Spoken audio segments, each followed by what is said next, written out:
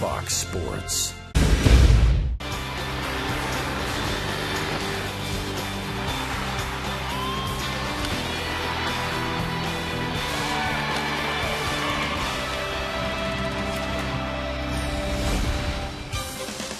Royals baseball comes to you from Kauffman Stadium, where the sun is setting on Kansas City and on the 2012 season. 2 more games to go, both against the Tigers. Hi, everyone. Welcome back to the ballpark. I'm Ryan Lefevre. In late July, the Royals made a trade with the Colorado Rockies. They sent a pitcher with an ERA over 7 and received a pitcher with an ERA over 6. But Jeremy Guthrie, coming to Kansas City, has made 13 starts. His ERA is just a little bit over 3. Rex Hudler, he hasn't lost in 2 months from tomorrow. He makes his last start of the year tonight. Is it his last in a Royals uniform? I sure hope not, but that shot in the arm he's given that rotation has been a beautiful thing. Certainly they could use him in the rotation next year. However, we'll stay tuned. He has one more opportunity to make an exclamation point in his season, especially the second half with the Royals. By locating that fastball, Dave Island tinkered with him a little bit. He accepted that type of instruction from him, and look what he's done. They've helped turn him into a beast. He's really good. He uses his defense. He loves pitching to Salvador Perez, and who wouldn't? And he doesn't want the team to lose 90 on his watch. Yeah, he's praised Perez, he's praised the ballpark, and he has praised the defense. And it has been an exciting defensive year for the Royals, and that will be a theme all throughout tonight's game.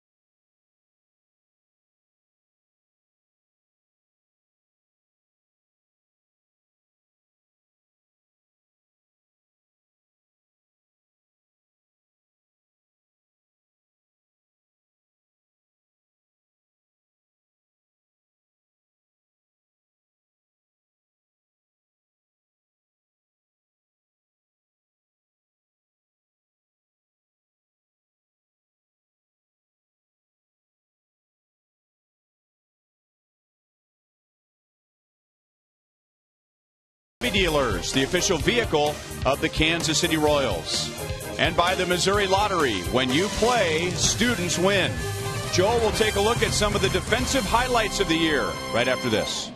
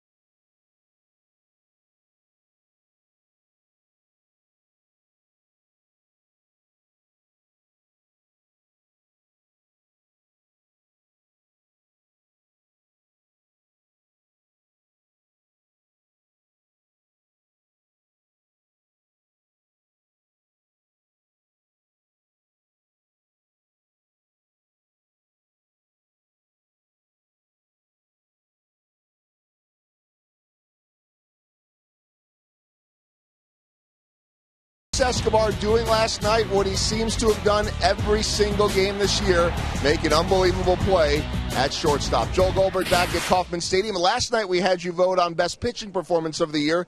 Tonight we want you to vote on best defensive play, and there were literally hundreds of them to choose from our Sprint You Call It tonight. Here are our final 5 candidates: Lorenzo Cain, Alex Gordon, Alcides Escobar, Salvador Perez. Mike Moustakas will show you all of them during the game and let you vote on Sprint You Call It.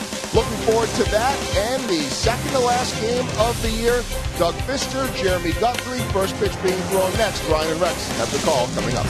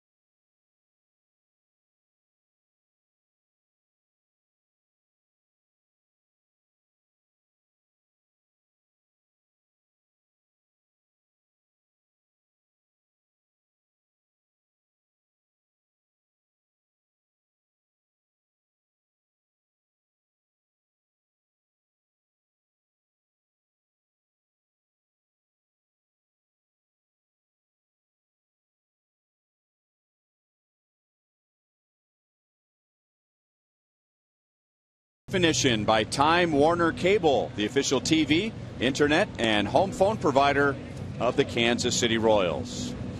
Well, this was the lineup that we expected one day after the Tigers win the Central Division. Only Miguel Cabrera, Prince Fielder, and Delman Young were in the starting lineup last night. Otherwise, 6 new players compared to last night's starting lineup. But of course, Cabrera will be in there in his quest for the Triple Crown, and they'll be facing Jeremy Guthrie. Here's tonight's Kia report. Okay, Guthrie, a close to perfect 10, 2.18 ERA in his last 10 starts. The Royals have won 9 of them. Well positioned, and those last 10 have put him in a good position heading into the offseason. A lot of positive signs break up the party. You know the Tigers were having too much fun last night. It's Guthrie's turn to keep his team away from that 90th loss. So, obviously, he loves being a Royals pitcher because of the defense sponsored by Ford. Irving Falou. I like to call him the man from Falou. He can play all the infield spots. He's at third base tonight, hoping to make some good plays for Guthrie. And starting there, Mike Moustakas tweaked his groin on a slide into second base, and then we noticed later in the game on a swing he was really feeling it, and Ned Yost after the game confirmed that Mike Moustakas will sit out the last 2 games. We saw that grimace on his face when he took a swing at a changeup, and that'll do it. Sometimes you can tweak a muscle when you take a swing and you're off balance. That was the pitcher's job to do that. So Quentin Berry leads off, not Austin Jackson, and Guthrie's first pitch is in for a strike. Quentin Berry got to the big leagues for the first time this year as a 27-year-old after 7 minor league seasons. And he hits it into left center field. Dyson got a good break. and runs it down. 2 pitches, 1 out for Guthrie. We've had great weather for the final 3 games in Kansas City. 74 degrees tonight. Game started at 7:11 Central Daylight Time. And the time and temp is brought to you by the parking spot at KCI. So we would hope in these final 2 games we see play by the Royals as good as the weather's been. That would be nice. We've experienced final weeks of the season here with snow flurries. A strike to Ramon Santiago. He's at second base instead of Omar Infante, a switch hitter. Like to see him finish strong, especially Guthrie. Put a little exclamation point on his season by staying down in the zone, working his 2-seam fastball. He's got a really nice curve, big overhand curve, and a little short slider and a changeup. Over the inside, 1 ball, 2 strikes, according to home plate umpire Brian Knight. Now, a lot of these Tigers may not be quote unquote regulars, but they're big league players. So you have to have respect for your opponents. And Guthrie told me that he respects anybody and everybody that has a big league uniform on. And especially if you have a bat in your hand, anyone can hurt you. Even a pitcher in the National League can get a doinker that scores 2 runs and the game's over. Have to have respect. I think that was the old Hank Aaron line, the Hall of Famer, who said all the pitcher had was a ball in his hand. I had a bat in my hand. That's right. Ball only hurts for a little while. You could do some damage with the bat.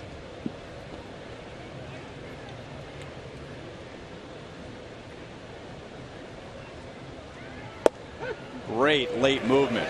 Boy, he had Santiago jumping back, and the ball tailed over the inside corner, 2 down. So Miguel Cabrera comes up with nobody on base. It's a nice ovation from Tigers fans and Royals fans tonight.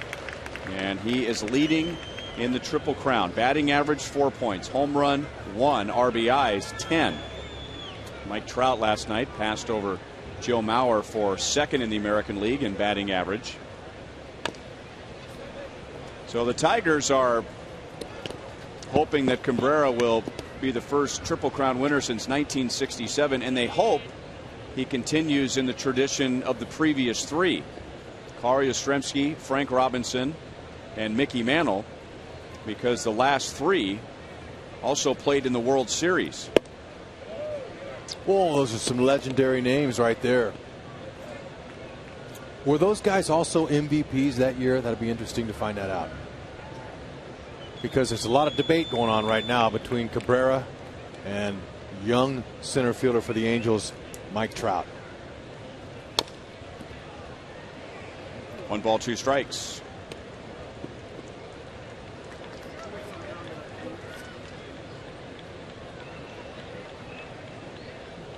In addition to the 40 home runs, Cabrera also has 40 doubles, joining Hank Greenberg as the only Tigers in history with 40 home runs and 40 doubles in 1 year. Okay, all of those Triple Crown winners that you mentioned, Frank Robinson, Mickey Mantle, and Yaz, all won the MVP of the years they hit Triple Crown. Now you might hear that and go, oh well, that's old school. Let's talk about the sabermetrics and the production they play defensively and what their value is to their team. You know, you can debate all that. I think it's good to bring in modern statistics, but to me a Triple Crown is special, and that's not necessarily old school. And this guy here, he's had 9 years in the big leagues that have all been debatable as far as an MVP, but he's never won one. He's been a solid and one of the best hitters in baseball. He got jammed, and he drops it into center field for a base hit. It's not easy, but what Cabrera probably needs more than anything else right now to ice the Triple Crown, home runs. I think he's got plenty of base hits and RBIs to last in the last 2 games. Yeah, that little thing that just came off of his bat right there. He'll take that, and every hitter will any day of the week. But he'd like to see one sail over a wall here. But you know, he's not about individual stuff. I like what I'm hearing from him. He's talking about we and us and how hard we worked, and we finally got there. Later, better late than never. When you hear the we's and the us's and not the I's and the me, you're better, especially with your teammates. They love you. Now, how much has Prince Fielder had to do with Miguel Cabrera's great year? And the Tigers looking for somebody to protect him in the lineup. Last year it was Victor Martinez. He went down with a knee injury before spring training even started. And Prince Fielder, who's had a very good year, not compared to Cabrera's year, but he has been that protection. As Alex comes up a little short trying to run down that pop-up. But Prince Fielder is hitting well over 300 with 30 home runs and 108 RBIs. He's been one of the reasons, I'll tell you that, because you don't want to put Cabrera on ahead of him because he's got power and he can knock a 2-run, 3-run homer. Keep the guys off the base ahead of these guys and you got a better chance of winning. In the air to center field. Dyson fades back into deep left center and makes the play on the track. So Guthrie gives up a single, and that's it. No score to the bottom of the first.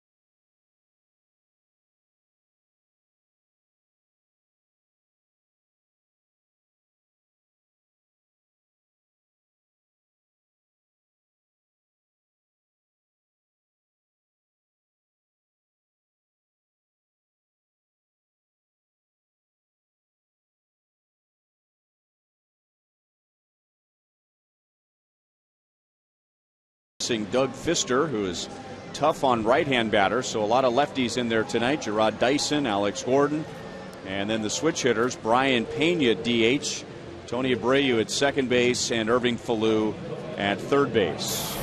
And here is Doug Fister. The last time he faced the Royals was on Thursday in Detroit, and he set an American League record with 9 consecutive strikeouts.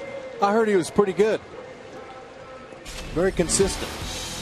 Going after him. Movement galore on his pitches. Look at that late life that moved away from the lefties and away from the righties. And he missed their bats and punched them out and did something that's never been done in all them years. Fell one shy of the major league record. Tom Seaver, when he was pitching for the Mets, struck out 10 in a row against San Diego, and Fister did have Salvador Perez down in the count with 2 strikes, so he was on the edge of 10 in a row, but Perez ended the streak with a ground ball to short. He's 88 to 91. He's not a pure sinker baller, though. His ball doesn't really go down. He'll throw a couple that do have some downward movement, but he's more into cutting his fastball. Got a big slow curve and a changeup. Mason pulls it on the ground to Fielder. That is a fair ball. And now we take a look at the Tigers defensively, presented by Ford. Okay, there's Brennan Bosch. We haven't seen a Bosch sighting in a long time, but he's getting a chance to play out there in right field, and he's a good athlete. He's a good player. He just has had a rough year offensively with the bat, and he'll learn from that. Just like Francoeur of the Royals has had an off season. Things just didn't work out for him, you know, but he hasn't quit, hasn't put his head down, stays at it, keeps working hard. That's what you do when you have a season like that. Work. Alcides Escobar 1 for 5 with a stolen base last night. And that one hit was a big one for him because it came against Rick Porcello. He had been 0 for 18 in his career against Porcello and didn't waste any time. He swung at the first pitch when he batted in the first and singled to right. Now he's thinking about a bunt, and he takes a strike in the lower half of the strike zone and is mumbling at home plate umpire Brian Knight. He thought it was too low.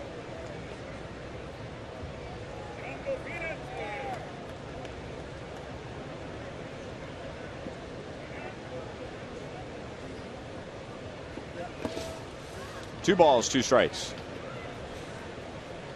Okay, let's go back to that last out.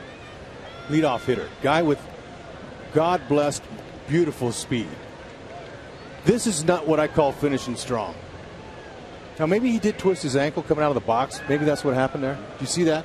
I didn't see that. I didn't see it until I just saw the replay. As Escobar drives it to deep left and gone into the Royals bullpen.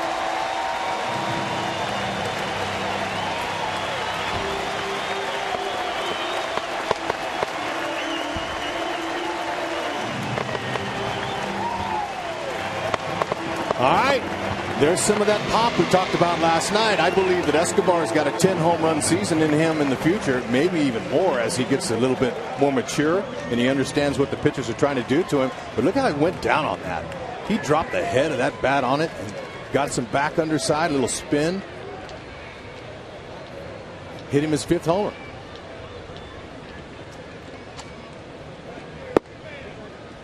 And Pfister, the sinker ball pitcher, doesn't give up many. It's only the 2nd home run he's allowed to the Royals this year, and only the 15th against the league. Fouled away by Alex. 1 ball, 1 strike. Alex homered in last night's game. Homered against Porcello leading off the 6th. A line drive home run into the right field bullpen. And in our Toyota League leaders, we look at the American League leaders for doubles. Alex in front of Albert Pujols, who will not be going to the playoffs and who had a very slow start to the season, but there he is with 50 doubles, 1 behind Alex.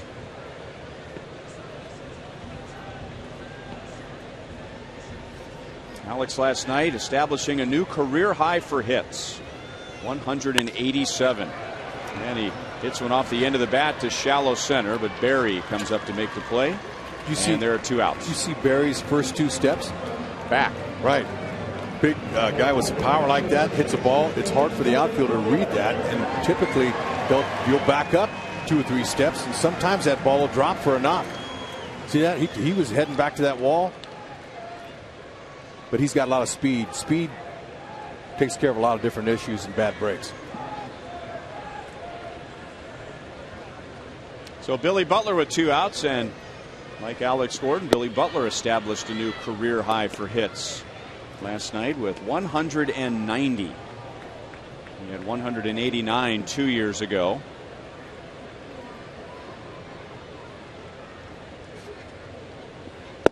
With Billy's next home run, and he's running out of time, he would become just the 4th player in the American League with a 300 average, 30 home runs, 100 RBIs. At the moment, he is 3rd in the league in hits, trailing only Derek Jeter and Miguel Cabrera, who went over 200 hits for the first time in his career last night.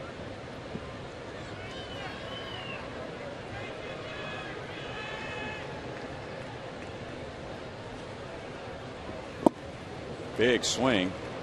2 balls, 2 strikes. You don't see Billy take a swing like that very often.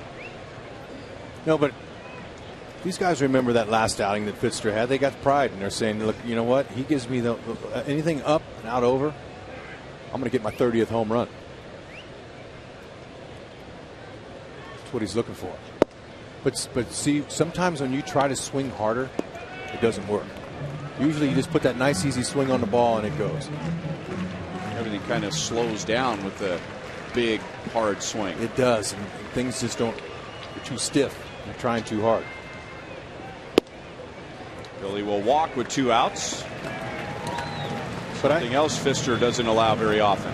You know, we mentioned last night a little bit about how towards the end of the season, players like to round off their numbers to the largest number. And for Billy sitting on 29, he's probably going to take a few swings like that because he wants that 30th. 30 looks so better than 29.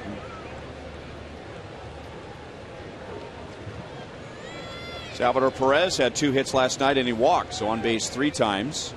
He has hit in 6 in a row and he's hitting over 300. Okay, so in Salvador's case, he has 38 RBIs.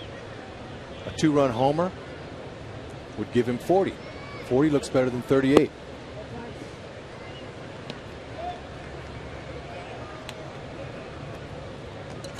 Simple addition, but that's what players do in the final 2 or 3 games. Big curveball drops in for a strike, 1-2. We brought this up during the last road trip, how when you're a non-contending team, the season goes full circle. The individual performances are more important in spring training than the team. Then the season starts and it's all about the team, not the individual performances. But now, with the Royals having no chance of going to the playoffs, kind of gets back to what you're talking about. That either players are trying to round out their numbers or other players are just trying to set themselves up for next year. Pfister makes the play, underhands to fielder, 2, and the inning. Alcides Escobar hits his 5th home run of the year. And at the end of 1, the Royals have a 1-0 lead. Open up them Bombay doors for Esky. Got number 5.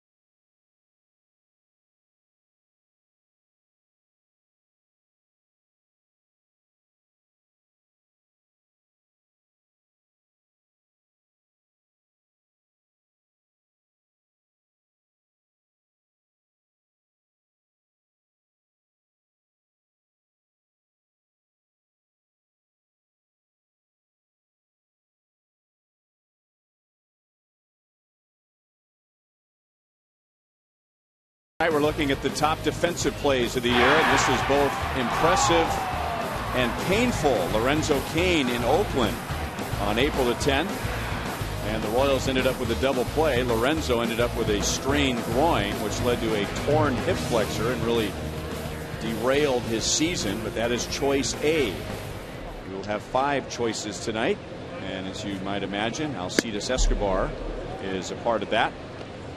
He made the defensive play of the game last night, a flat-footed throw from deep short. Well, on any given night, Royals fans have witnessed all season. It can be anybody out there. There's a whole field full of fielders. And Falou looks smooth on that one. So Delman Young is out. Irving Falou, where will he be next year? Will he be the Royals' opening day utility infielder, or at least one of them, or will it be Tony Abreu, or somehow will it be both of them? We might get a preview of that as Royals general manager Dayton Moore is going to join us in the third inning. Join us in the top of the third. Depending how long the inning goes, may stay with us in the bottom of the third. And we just received word that tomorrow Royals owner David Glass is going to join us in the booth for an inning. Yeah. Look forward to that. Alex Avila did not play last night. Gerald Laird was behind the plate. 2-0 on Avila, who is 0 for his last 10, batting .242, and he had that walk-off fielder's choice against the Royals on Thursday afternoon in Detroit, capping the Tigers' 4-game sweep. And boy, have they gotten hot at the right time. The Tigers on September the 18th were 3 games back in the division, but they went 9-4 from that point on. The White Sox went 3-10. 3-1. That'll do it. Tight race that late in the season. Who turns it on? Who gets the pitching? And who wants it?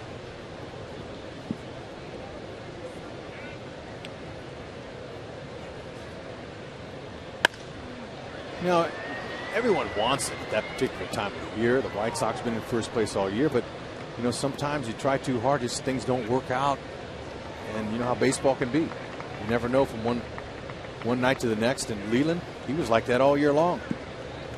He was looking for consistency in all 3 areas, like managers look for. When you don't get it, you can't win consistently. Pitching, defense, and timely hitting.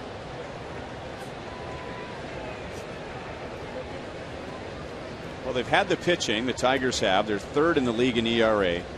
Defense is still a big question mark when it comes to range. And they have been timely at the plate. Most of their offensive numbers have not been what most thought they would be, but enough to get them into the playoffs as Guthrie walks Avila with 1 out.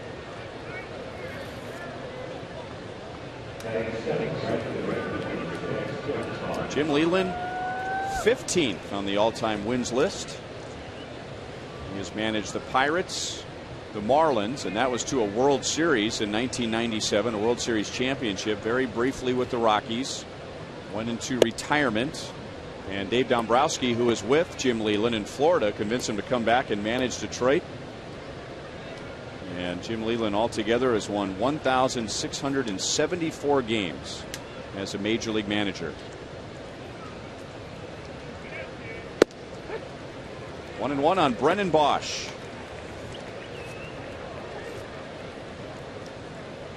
And another hitter struggling at the moment.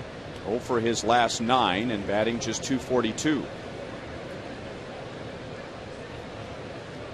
Jim Leyland really got his feet well planted in that managerial position in Pittsburgh from '86 to '96.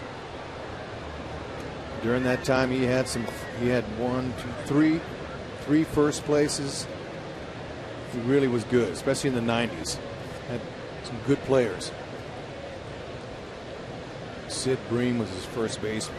Van Slyke played center. Barry Bonds played left. King played third. Abreu to Escobar to Butler for a double play. So that erases the 1-out walk to the bottom of the second. 1-0 Royals.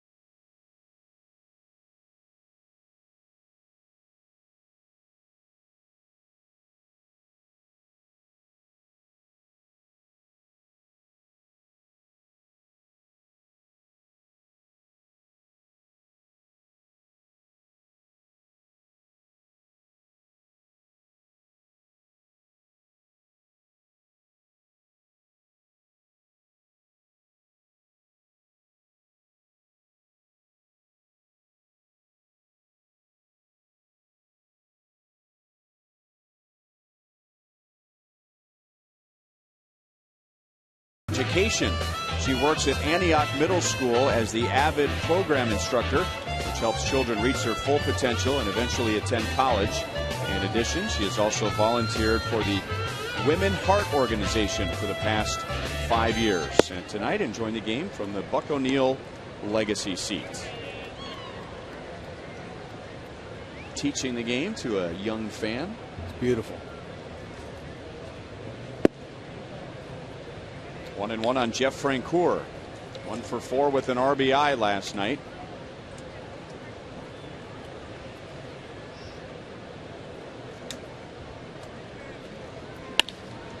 And lines it into left field for a leadoff base hit.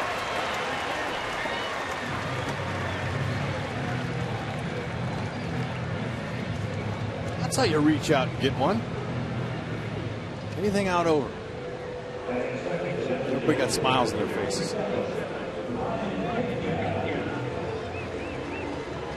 Probably a joke.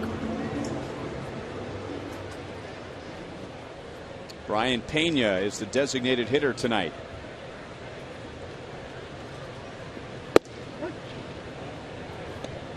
Looks like Eric Hosmer will not play in the last 2 games. Ed Yost doesn't want to give a definite no, but Eric took some swings yesterday and the shoulder is still bothering him, so no reason to extend him this late in the year. And Mike Moustakas is done with the strained groin, so that opens up some playing time for Brian Pena, and it allows Billy Butler to play first base. Francoeur goes down to second on the ground out. 1 away in the second inning. There's Eric, who wants to get back in there, but last played on Thursday in Detroit, the game that Doug Fister pitched, diving for a ball. And the Royals have had their third baseman, their shortstop, and their first baseman banged up the past week, all playing hard, diving plays or sliding into second base. You know, this is when it happened here. Okay, never fall short of full effort. These guys always give it all, and right there you can see that he tweaked it. And you know, you're a pitcher, manager, you love that type of effort, but sometimes now late in the season when your body's a little bit tired, little things like that can happen. That's how easy it can happen. And now Abreu is plunked after taking the previous pitch way inside.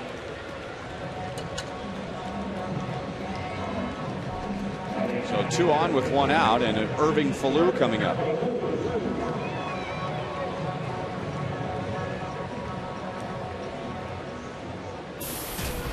Fister at 91.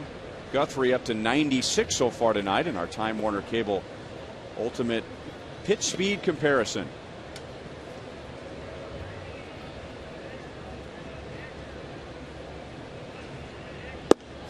And a strike to Irving Falou. Batting .354, by the way, and 79 at bats. This is his first against Fister. 1 ball, 1 strike. As Francoeur at second base, Abreu at first with 1 out. Alcides Escobar homered in the first inning, giving the Royals the 1-0 lead.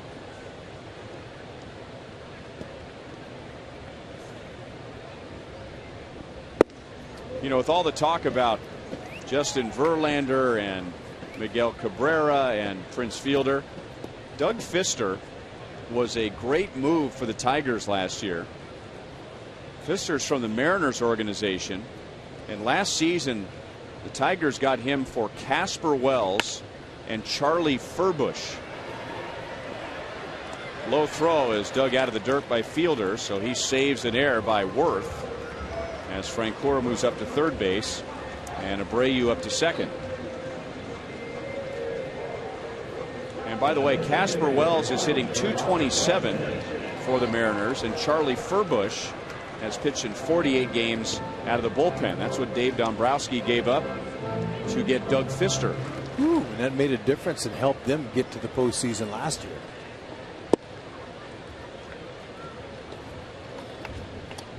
He's 28 years old. He has been sidelined by a couple of injuries this year. Actually, the same injury, a strained to a muscle on his left side. That put him on the disabled list twice. So because of that, just making his 26th start of the year. And he's behind Dyson, 2 balls and no strikes. And we thought we noticed in Dyson's last at bat that came out of the box slow. May have rolled his ankle in doing so. Yeah, and I was going to question the effort, but I didn't see him twist his ankle coming out of the box. And that'll slow you down a little bit. Okay, as he turned, and we saw him do it earlier this year too. He twisted that back ankle a little bit, and there he got off to a slow start. But still like to see players finish 90 feet at 100% of whatever you have.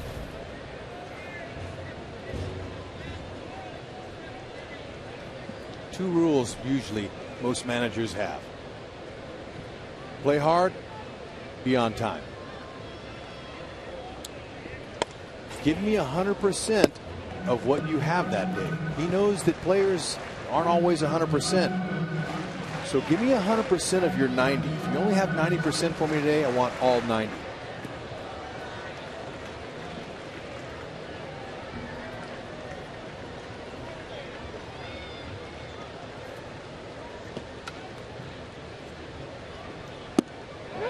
He went, and Pfister hits around 2 base runners in the second inning with his first strikeout of the game. At the end of 2 on Alcides Escobar's home run, the Royals lead 1-0.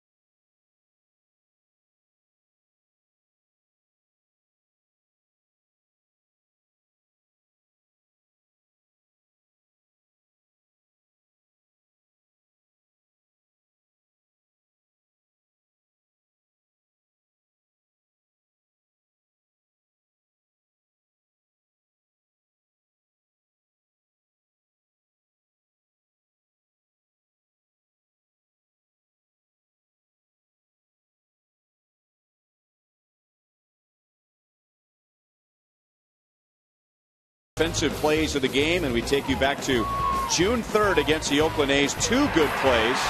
Alex Gordon making the play up against the wall, throwing off balance, and Brian Pena blocking the plate, getting hit by Adam Rosales.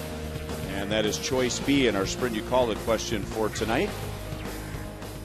And we're pleased to be joined in the booth here in the top of the 3rd inning by Royals general manager Dayton Moore. And all right, let's begin with the positives this year, and why don't we just start with the defense, which in my estimation, just talking to other team scouts and coaches, is the envy of the league. Well, it's been spectacular. It really has. I mean, truthfully, every time a ball's hit, I was just getting ready to say, every time a ball's hit, you're looking for somebody to make a terrific play. And, it's a credit not only to our players, but it's a credit to our coaching staff and all the work that they do, all the video work they do to put those guys in the right spots. And then, of course, the pitchers have to execute pitches. And when they do, you tend to make plays. But it's fun to watch our guys play defense. And there you go. There's Why they got to show that? Hey, I'm just a fan too, so I get a little animated at times, but you don't have to show that. That's happened 1,000 times this year, the reaction here in the booth. I mean, sometimes I wonder, Dayton, if he thinks he's still on the field out there. Yeah, I wonder. I wonder. How do you feel today? Do you feel like this year was part of the journey, or do you feel like there was a step back this season because of the record? No, I really always feel like we're moving forward. In this game, you got to look ahead all the time. And this time last year, if you would have told me that we'd have Alcides Escobar, Salvador Perez, Alex Gordon all signed to long-term contracts and a part of our future, I'd feel great about it. And the experience that Mike Moustakas and Eric Hosmer receiving is going to be tremendous for us going forward. Billy Butler continues to emerge as really one of the very best young hitters in the game, perhaps other than Miguel Cabrera, maybe the best overall right-handed hitter in the game. He's continuing to get better. Lorenzo Cain, Dyson, we needed to see them healthy. I mean, that's been the biggest disappointment from a personnel standpoint, is that Lorenzo Cain hasn't been able to stay healthy. But I'm pleased with the way our bullpens performed.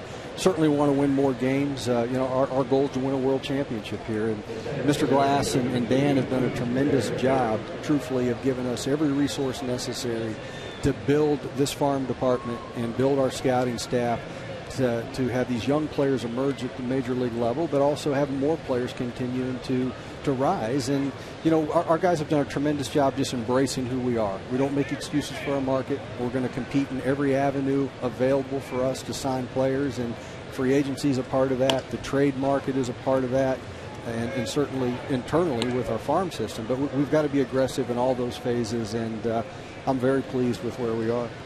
Let's dive into that, if you don't mind, because we've read the columns and the stories about how Mr. Glass has kept you from doing what you really want to do and prevented you and the Royals from becoming a contending team in baseball. He's kind enough to join us tomorrow night. He can answer some of those questions, but it's something you've told many of us in personal conversations. It's not reported very often, but what's your answer to that criticism?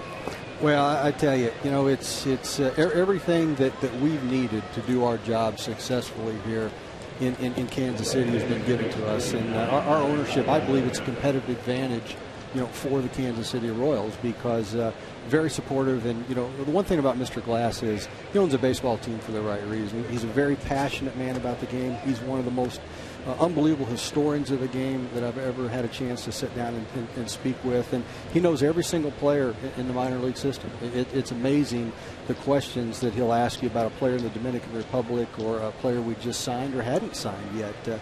And he's a very astute baseball man, and I just really enjoy being around him. And it's been great with everything that he's been able to do for us and given us that opportunity to build a system and build an international market and sign these players long term. I mean, like I said, one of the criticisms that I always was heard in coming here was we're not going to be able to sign our players long term. Well, the truth of the matter is we signed Joaquin Soria before he became a two-time All-Star. We signed Zach Greinke before he became a Cy Young Award winner, and the players I mentioned before, we've signed a long-term contract. So we couldn't be more pleased, and we really feel that great things are ahead for us here in Kansas City. Dayton, you mentioned earlier that you don't make excuses for the market size that you're in, and in baseball, for your performance on the field, you don't make excuses either. However, were you foreseeing 4 Tommy Johns on your staff, 2 of your top starters, Paulino and Duffy, going down with Tommy John, Cain getting hurt, missing almost the full season, Salvador Perez wasn't even here just up to the All-Star break? How do you deal with that? I mean, that's a legitimate excuse on top of the 12-game losing streak. What do you tell people? I mean, those are legitimate reasons. Well, you don't make excuses for it, because it's part of the game. Everybody experiences setbacks. We have a tremendous medical team. I feel like our players are prepared to compete as good as any team can be, especially from a physical and mental standpoint. The growth level of our players are at a certain stage, obviously, and they're learning their bodies and learning how to compete over an entire 162-game schedule, and injuries are a part of it, and we've got to be able to adjust. And fortunately, we have more depth today in our organization than we've had in the past. We'll continue to deal with that. We'll get all those guys back. We'll get Duffy back. We'll get Paulino back. We'll get Blake Wood, and Joaquin Soria obviously is going to be a free agent at the end of the season, and we'll work to get him signed. A run comes home, and now rounding third and coming home to score is Barry. Who else? Miguel Cabrera. Let's go a little off topic here for a moment, Dayton. MVP. Your thoughts? Yeah, Cabrera or Trout? I mean, there seems to be, I don't remember such a debate like the one we have right now. Well, you're right. I mean, both of them are obviously terrific players. What Mike Trout has done is tremendous. He's going to be a fun player to watch for a long, long time. But Miguel Cabrera changing positions, what he means to this team, to be able to compete to win the Triple Crown is an amazing feat, really. And I enjoy watching him play. When he steps in the batter's box, it's an event. And he's one of those guys that everything stops. And we've seen him improve at third base as the year's gone on as well. And the fact, again, that he had to change positions and some of the things that he's had to overcome, self-induced, obviously, but he's performed in an unbelievable manner, all season. So to me, Miguel Cabrera is the MVP.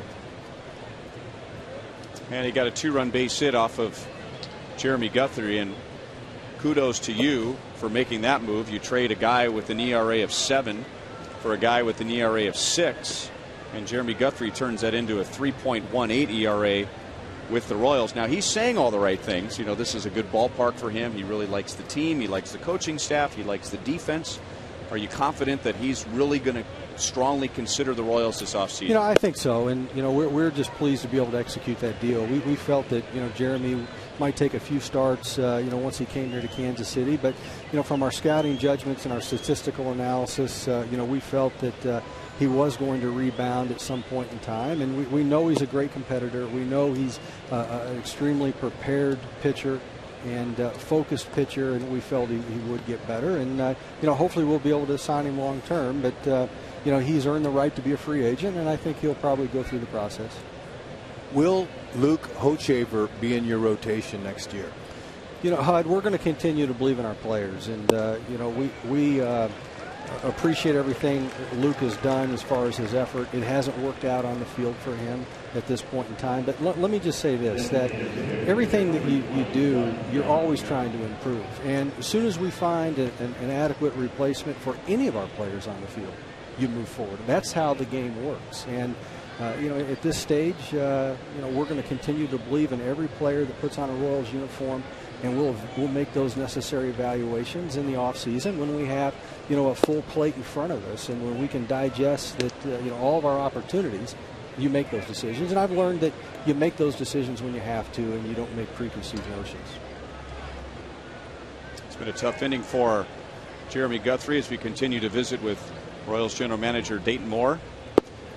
Now, this is just information for us because it was public, but you have conversations with Mr. Glass all the time. But he injected some life into the fan base when he came out last week and said he's all for you having the resources to go out and improve the starting rotation the way you see best fit. Well, it's always been that way. We've always felt that whenever we were in a position to put our baseball team in a position to win more games, Mr. Glass has always been very supportive of that opportunity. In 2009, as you recall, September of actually 2008, we won 18 games. I think in September, Mike Aviles was third in the Rookie of the Year balloting. Gil Mesh, Zach Greinke had finished, I think, 8th in the American League in strikeouts, and we were feeling really good about our team. We didn't feel that the American League Central was going to be unreachable or unwinnable in 2009, and we were very aggressive. We stretched the payroll to about 76, 77 million at the time, and upped it quite a bit, and that was through the conversations that Dan and I had together. And we felt that this team would compete and had a chance to win, and we started off 18-11 or whatever it was, Ryan, as you recall, and we just didn't stay healthy, and our farm system wasn't built to a point where we could recover from some of those injuries. Can you stick around another half inning? Absolutely. With Royals general manager Dayton Moore, the Tigers get 2 in the top of the third and have a 2-1 lead.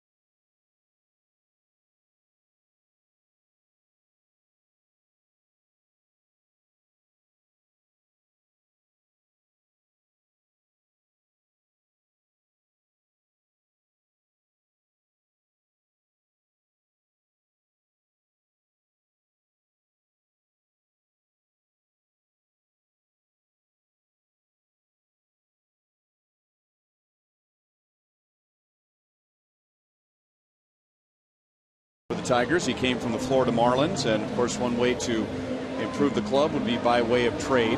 And I'm not trying to fan any flames here, but I think we all know that if you go to another team and you say we want one of your best young players, they're going to say, well, we want one of your best young players in return. Yeah. And you know, it's just been a long time. I don't know since I've been here, and we're talking 14 years, that the Royals have been in a position where they've made a big trade with a player that didn't really need to be traded, if that makes sense. I mean, Zach had expressed an interest in being traded, so that's where you are and you make that deal. But you're in a position now where you got some guys you probably want to hang on to and don't want to trade, but that's just part of the business.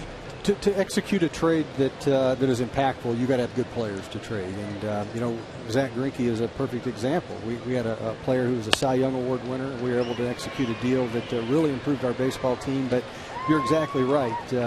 Everybody's looking for the same thing. Everybody wants to upgrade their pitching, or you want to trade for a 3 or 4 hole hitter, or a shortstop, or a catcher. That's who primarily are what teams are looking for. So, you know, we have to always be open-minded with deals that make sense. There's a lot of very creative baseball people out there that come up with ideas. It's our job to explore. It's our job to listen and ask questions, and that's what we'll do, and that's what we've been doing. Dayton, it's going to be hard to find a #1 guy, quote unquote. Can you win with 3 and 4 starters if you're able to get those guys in the offseason? And we saw what the White Sox have done this year with maybe one guy that was their guy's Sale, but they were able to get it done with some 3 and 4s. Absolutely. You believe that can happen? Absolutely. You got to be able to play defense. You got to have an offense where a 3 and 4 hole hitter are consistent. You know what your offense is going to. Those 2 guys are going to show up every single night, compete in the batter's box. Again, you got to play great defense. No question about that. But you know what, Hud? We've got to have pitchers that have a mindset of a #1. They don't have to go out there and perform. The pitches don't have to actually have the characteristics of a #1 starter, because, truthfully, we can sit here and debate that Justin Verlander may be the only #1 starter in our division. There's certainly at times certain pitchers that perform maybe for a 2-3 week period that perform like #1s, but we want to have pitchers that have the mindset of a #1. That means they're going to prepare, they're going to hold runners, they're going to field their positions, they're going to compete. They're not going to make excuses. They're not going to battle umpires. They're going to work with their defense and work with their catcher and be a great teammate. And so those are the types of pitchers that we need to develop and cultivate, and we need to bring into this organization. Wow. How about the back end of the bullpen? That's the envy of the league. I get to talk to a lot of the opposing managers that come in and a lot of the players, and they all talk about, man, we hope your starter can go 9. We don't even want to see any of you guys in the pen. Got to feel pretty comfortable about what you got back there. We do, Hud, but every year we're reminded, and we're in meetings right now with all of our scouts who are in town, and we're reminded every year that you have to tweak in the bullpen year in and year out. I mean, it's the truth of the matter is most of those guys in the bullpen were failed starters at one point in time. They're not perfect pitchers, and when you ask a bullpen to compete over 162, they're going to get tired. They're going to get worn out. And we've got to be able to match up well the last third of a baseball game. I've said that from day one since coming here to Kansas City. And we'll tweak it, but we do feel great about the young power arms that we have there. And we feel like they're going to continue to get better, and we're really proud of what they've been able to accomplish. By the way, the Royals this year have established an American League record for most strikeouts by a bullpen in a single season. It's saying quite a bit, I'll say.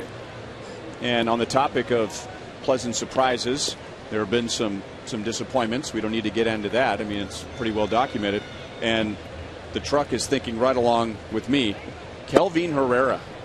Wow. I mean, he was a good minor league pitcher, but that came pretty quickly for him at this level. It really has. Renee Francisco and I sat down with him today and spent a little time with Kelvin, and just really congratulated on the great year that he's had, and talked about his offseason plans and his commitment. And this kid's a very focused pitcher. He don't want to be good. He wants to be great, and he wants to be pitching in that All-Star game last year. In fact, he's one of the few players that actually stayed, sat in the stands, watched the All-Star game, was just captivated by the atmosphere, and he wants to be a part of something special. And he told us today that, we're going to win here, and I'm going to do everything that I can to make sure I'm a part of the championship team. And that's the type of heart you have to have with your players. Oh, no question. The more of those guys you got in your clubhouse, especially that show up day one of spring training, that are talking about a championship season we're going to have this year, let's go about it the right way, the better off and the bigger chances that happens.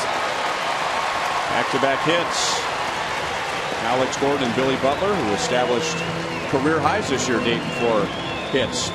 Alex had a career season last year. Billy's had some big years, but they continue to get better.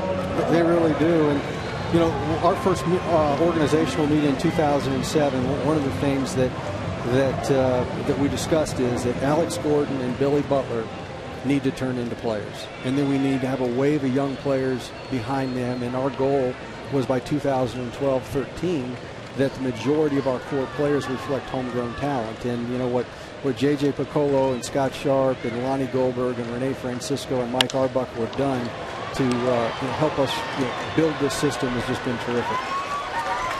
Dayton, I know you would have done this for us any day of the season. You've always been up front and answering questions, and we got one more game after tonight, but thanks a lot for stopping by and answering the questions. Hud, thanks for everything. Appreciate it. Right. Thanks, Hud. Thanks, Dave. Thanks for coming up.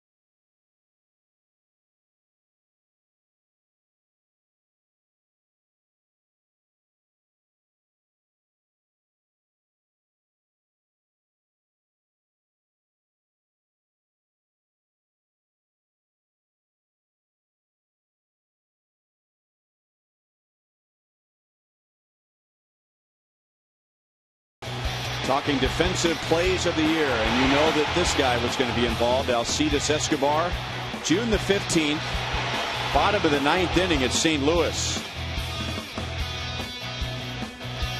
What else do you have to say about it? I mean, it's just shocked the one house. of many. Yeah, it shocked the house at Busch Stadium.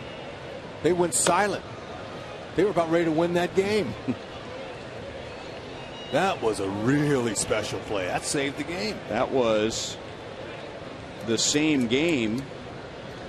Remember when the game ended on that wild throw past Mike Moustakas? He got that favorable bounce off the Royals dugout and made that throw to Salvador Perez. And that's what Brian Pena, excuse me, Brian Pena at the plate to end the game at home plate. It was awesome. Alex Avila a little slow getting back into the box after fouling a ball off of his leg. Avila walked in the second inning. Royals got one in the first on Escobar's home run. Tigers got two in the third on Cabrera's base hit. Cabrera's 2 for 2 with 2 more RBIs. You know, that game that Escobar made that play, our fellow broadcaster up in St. Louis, Ricky Horton, was on the call for the Cardinals that night, and he was already going into, and the Cardinals win. No! You know, it is totally shocked. They were like, how's he make that play? But the next day, Joel went down there and did a report on the bounce. And I mean, there were several Royals players and coaches. Here's a replay. And like you said, the Cardinals thought the game was over. I'm sorry, it was Humberto Quintero. So I was 1 for 3 in identifying the catcher at home plate, which is .333. That's not a bad batting average, but Joel and some of the Royals players tried to recreate that bounce off the dugout, and it was impossible. He just hit the exact spot on the railing inside the third base dugout. Otherwise, I mean, if it was 1 inch to the right, it's in the dugout and the game is over. Now, that's just part of the magic of the grand game of baseball. Watch Moose now. The fact that he kept his footing, look at how that ball kicked around there. Watch him, he didn't slip, and he throws the ball right on the plate. Perfect throw to Quintero. The game of baseball is a beautiful thing. It teaches a lot of life's lessons in it, playing it, but also watching it. You never know from night to night what you're going to see. Jim Leland, as long as that manager's been in the game, he'll tell you the same thing. I've been in the game a long time, and I might see something tonight I've never seen before. Slow breaking ball strikes out Avila, and that's Guthrie's second. So 1 down in the 4th, and speaking of Joel, here he is. All right, you look at some of the positives from this year, and one of them really is Salvador Perez, really turning a negative into a positive after missing much of the first half with that knee injury. I talked to Salvi today, and I said, looking back on this year now, what are you most happy about? And he said, well, I'm happy with my defense, but really most importantly, I'm happy with my knee. He said that when he came back right away, he had a little trepidation. He was a little bit nervous about it, scared a couple of games, but it felt great. And then after those couple of games, he forgot about it. It hasn't been an issue. He credited physical therapist Jeff Blum for working with him so hard, and he doesn't even think about it now. And then I said to him, well, what can you do to be better next year? And he said, I just want to call a better game, want to win more games, and I think we have a chance to go to the playoffs next year. And I said, how about in a couple of days? And he said, vacaciones, vacation with the family in Venezuela and maybe the beaches of Aruba. All right, thanks, Joel. As Bosch grounds out to Abreu, 2 down in the 4th inning. And it was Salvador's own fault, because if we had one more pitch, I was going to ask Dayton about Salvador Perez, but he grounded into an inning-ending double play. But the organization has been high on this guy for so long, but even with the best scouting, I can't imagine anybody without their fingers crossed behind their back could tell you that he would blossom into everything he has become this quickly. Defensively, offensively, leader. How he works the pitching staff. It's happened fast. Well, Dayton and the Glass family need to be commended for recognizing that early and tying him up long term. Guy, man, he's a beauty. You ask anybody in the league about his skills and they'll rave. 2-1 on Don Kelly. Put aside his physical stature, his mental capacity is really what they like. The maturity he shows. The way he can he's going to. You thought about it. Thought he was going to throw him out. Try to. Look at Kelly saying, don't think about it, Frenchie. It was the right ball. It was the wrong runner. Right. Kelly runs well. Now Frenchie takes it on one hop like that, and he was gearing up to get him. Wouldn't be the first he's gotten. And you know what Billy's telling Don Kelly? You know he's gotten somebody before. Michael Taylor last year in Oakland.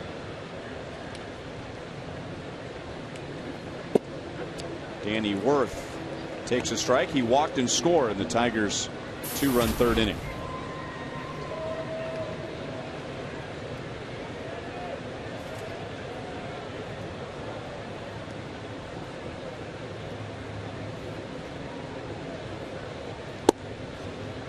One and one. Tigers have done well against Guthrie this year. This is his 4th start against them, and one of them came when Guthrie was still with the Rockies. But they've come up with 30 hits against Jeremy in 21 innings. 2 balls and 1 strike. Here's what we're talking about. Last year in Oakland, Michael Taylor, base hit to right field. Right? Wrong. Oh, and nothing upsets a hitter more than that. Associate producer Sam Abramson all over that, pulling it out of the archives. Way to go, Sammy. But that will break a hitter's heart. It's not like all the time you square a ball up like that. One hopper, and he hustled down the line. But like you said, it all depends on how hard the balls get to it. One hopper. Well, he hustled up the line, but it really kicked in when he saw what Frank Coor was going to try to do. I don't know if he was 100% coming out of the first box. 5 or 6 steps. Yeah. Typically, when you hit a ball that hard, you say that's a knock, and you might shift gears down a little bit. But it looked to me on the finish of that play like he was going. But he saw French. He saw the play in front of him. And a balk has been called on Guthrie.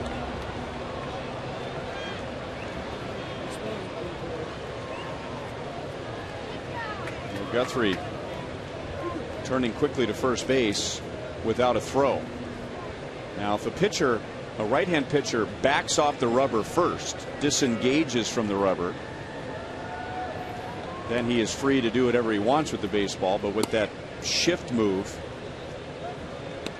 you are not allowed to fake a throw over to first base.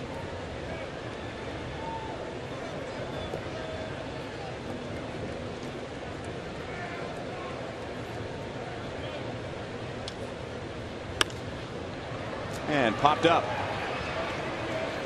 Abreu wants it, and that's the inning. The Tigers are scoreless in the 4th. At the end of 3.5, Detroit leads 2-1.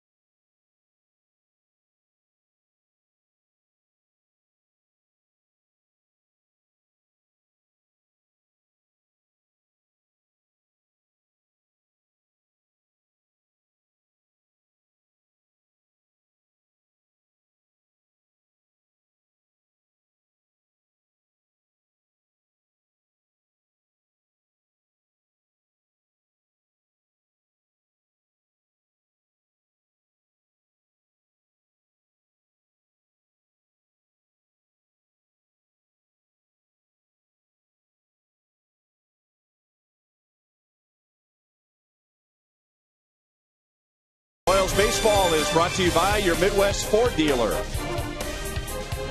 And by AT&T, the world's largest 4G network. AT&T, rethink possible.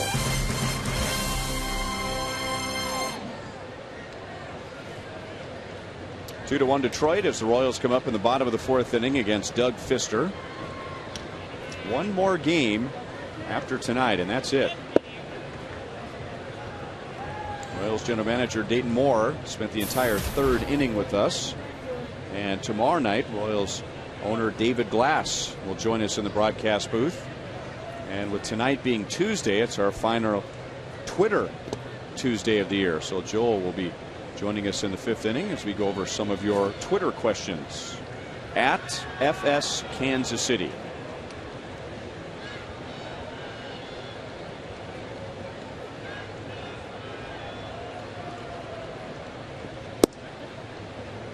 One ball, 2 strikes. Frank Coor single to left first time up. Boy, to be 6'8", 210 pounds, that's a pitcher's body right there. You got leverage, you're going downhill. Step on that front side and got a good angle, tough angle for Frenchie to figure out. He didn't like the call. Pfister has a perfect pitcher's build. Look at how tall he is. All arms and legs. There's some deception there, and that's a good low strike. Pfister's second strikeout. That was after striking out 10 and 9 in a row on Thursday in Detroit. Ball 1-2, Brian Pena. By the way, the crew would like me to pass along, on behalf of them, a big thank you for the feast that you provided them before the game tonight. A big barbecue beast for the entire Fox Sports Kansas City crew. That was very generous of you. Well, you know, I think we'll bring you back another year because of that. Those guys are important, just like the Royals teammates. You know, the way they play together, it's important. So, man, why not do a little something, not a lot, just say, hey, thanks, guys, for all your work this summer. We really appreciate it. Dealing with me, giving me all the shots that I want to talk about up here. It's been a fun year for me personally, and I appreciate you guys' work. Thanks so much. Least I could do. Dean Andrick never turns down a free meal. That's right.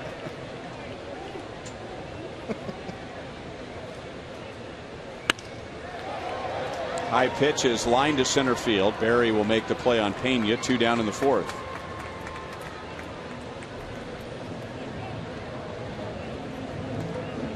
So Pfister has given up the solo home run to Alcides Escobar, and now working on his 3rd straight scoreless inning. Tigers got 2 in the 3rd on a 2-run single from Miguel Cabrera.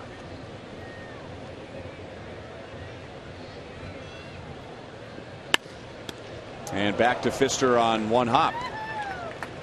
Now, Tony Abreu is down. The Royals are down 1-2-3 for the first time tonight. 2-1 Tigers at the end of 4th.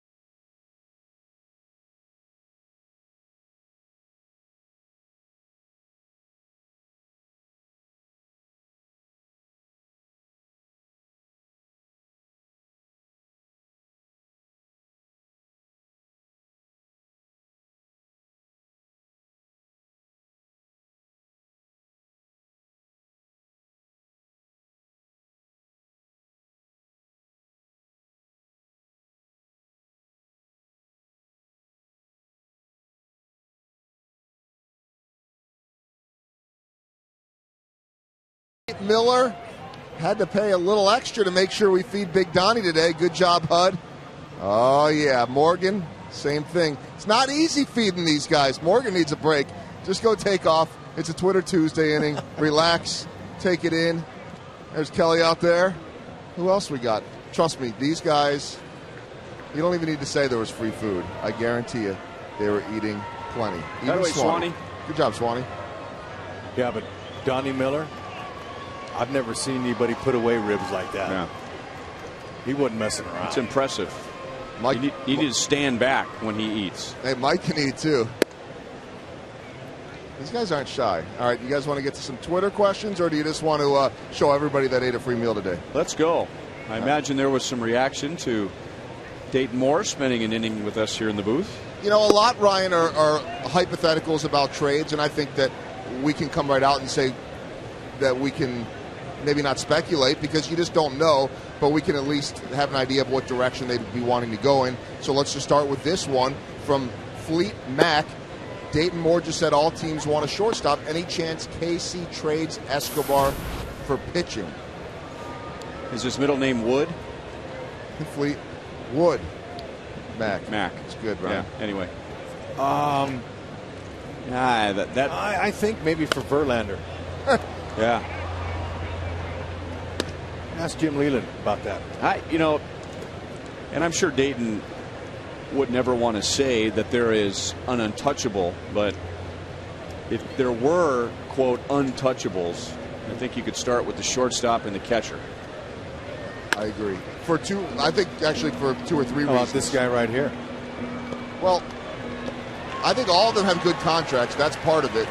But you have heard Dayton Moore talk in the past about premium positions up the middle.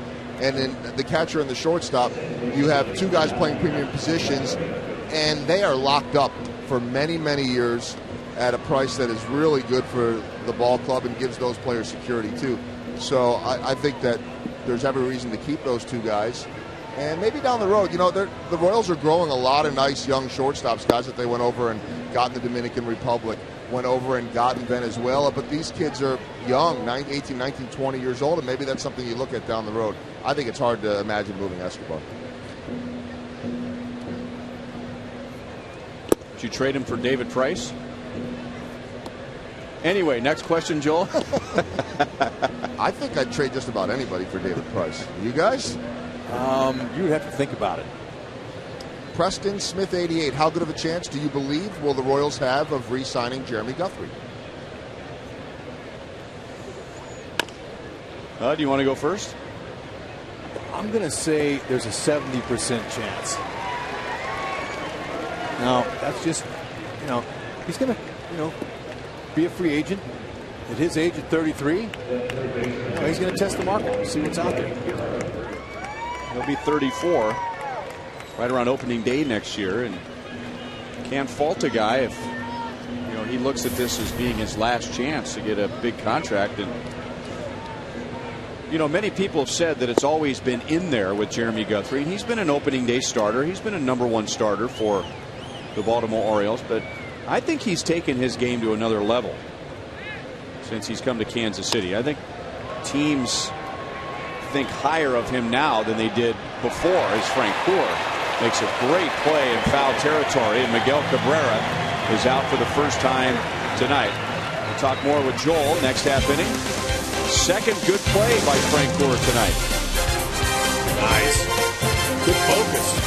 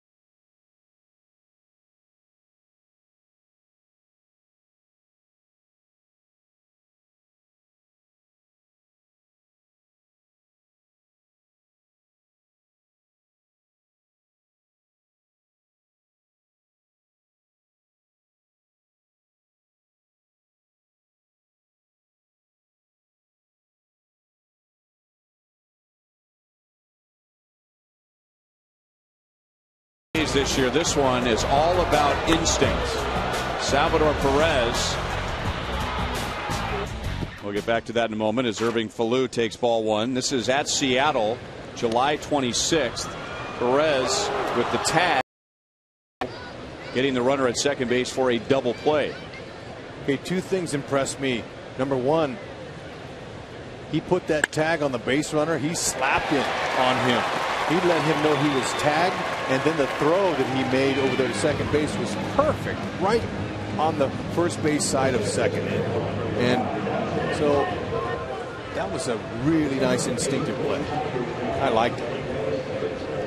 Omar Infante will take over at third base. So Miguel Cabrera is done with 2 hits and 2 RBIs.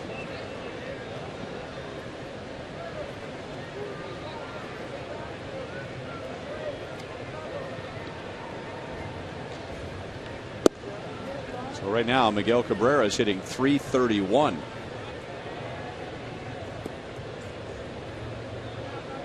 Dyson tonight is grounded out and struck out against Pfister.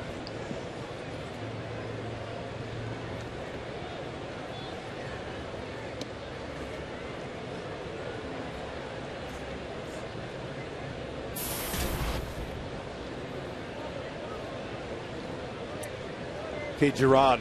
If Gerard could get his bunting game in order, I believe that he could be an everyday center fielder. Santiago may have dove by the ball. I think it went under his glove, or even his glove going by the ball.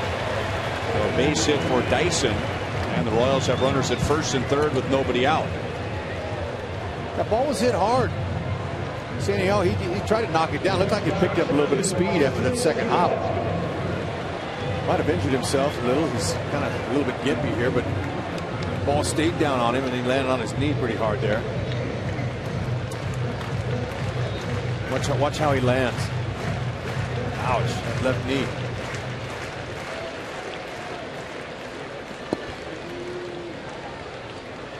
He's moving that left leg around a little bit out there at second base now.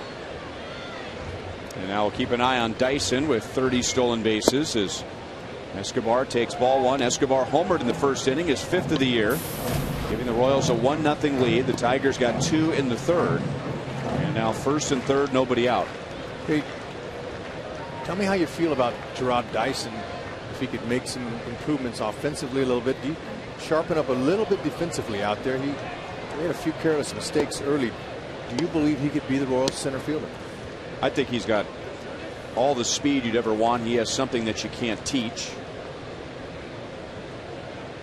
I personally would just like to see him take more of a Kenny Lofton approach to the game.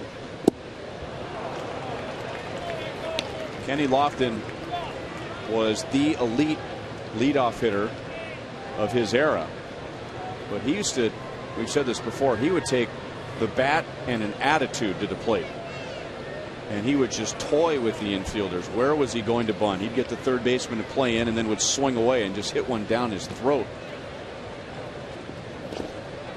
I agree. He has the type of speed that can really intimidate the defenses. And body language, you mentioned. And when you're a defender out there, a shortstop, knowing that this guy hits you a 2-hopper, that you're going to have to do everything right to get him, it causes mistakes. They throw the ball away. That causes innings to happen. So you really can use that speed to your advantage if you use it properly. It means attack, attack, attack. Base hit. Escobar ties the game. So Falou's leadoff single turns into a run.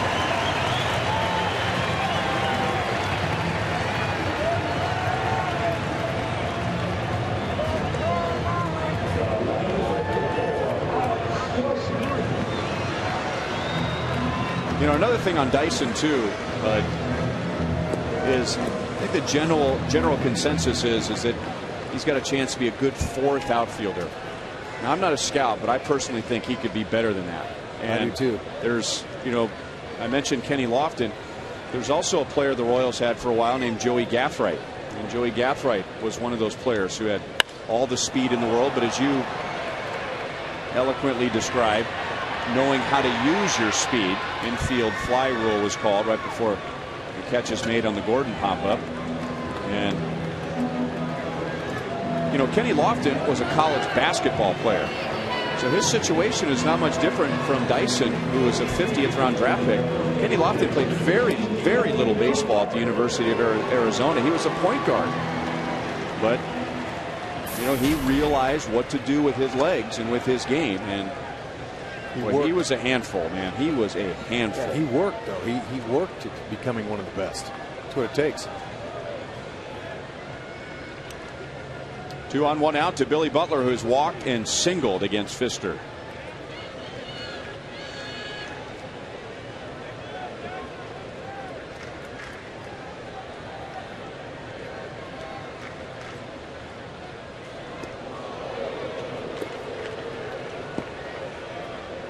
Dyson has stolen 30 bases. He's been thrown out only 5 times this year, which is pretty remarkable because every time he gets on base, the defense is on red alert. He has that kind of speed.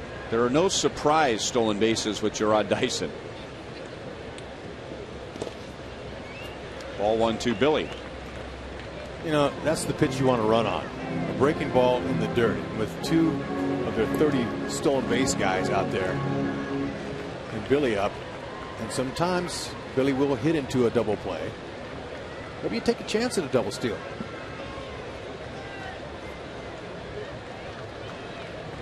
So Escobar, he'll watch Dyson, the runner ahead of him. If he goes, then Escobar will go. And that's another element that Dyson brings. He is distracting Doug Pfister, which Pfister wouldn't admit, but it's taking away from his focus on Billy Butler.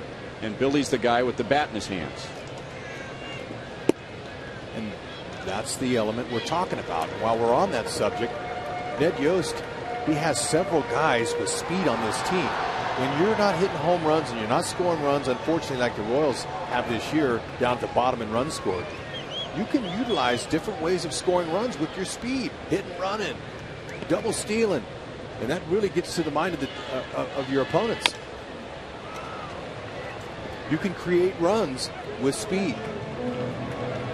Errors by the defense, hitting and running, moving guys. You know, he's got some good weapons there with him the speed. Gordon runs well. Hosmer.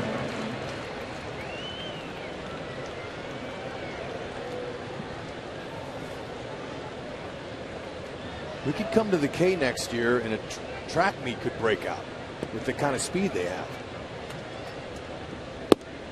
3 balls, 1 strike. Well, that was the biggest change for the Royals last year compared to 2010 was the speed. 150 stolen bases as a team, and it wasn't just the stolen bases, it was the singles turning into doubles and runners going first to third on singles and the speed on defense. And was it a distraction?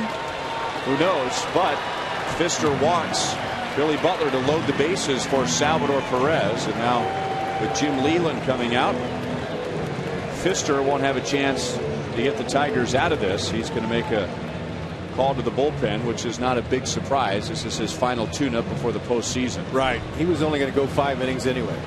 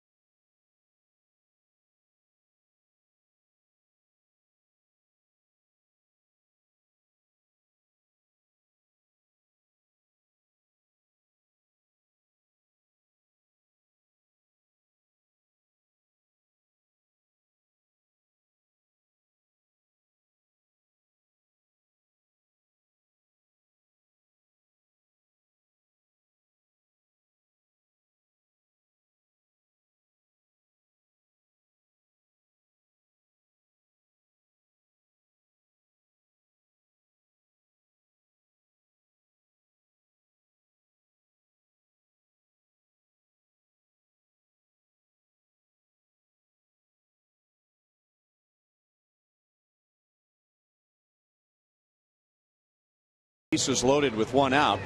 If you're coming out to the Truman Sports Complex for a Chiefs game, remember Rival Sports Bar here at Kauffman Stadium is open before and after every Chiefs home game.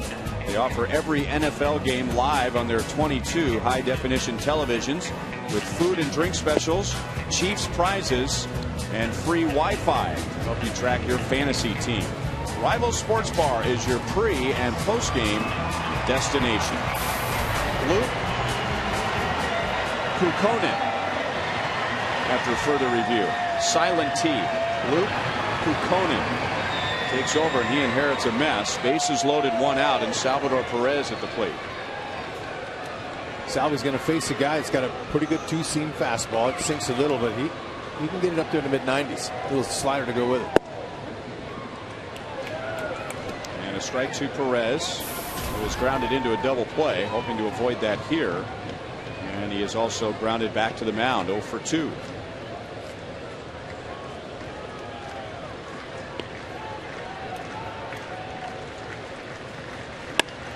And a ground ball right to the shortstop, Worth. And a delay, safe at first base. Santiago double clutched. And that's going to cost the Tigers a run. The Royals lead 3-2. And maybe more. Salvador Perez charging hard down that line gets rewarded with an RBI. Couldn't get the grip the first time. He was coming across the base and didn't plant his feet. Couldn't get the transfer from glove to hand. Billy Butler wasn't a threat. He slid early.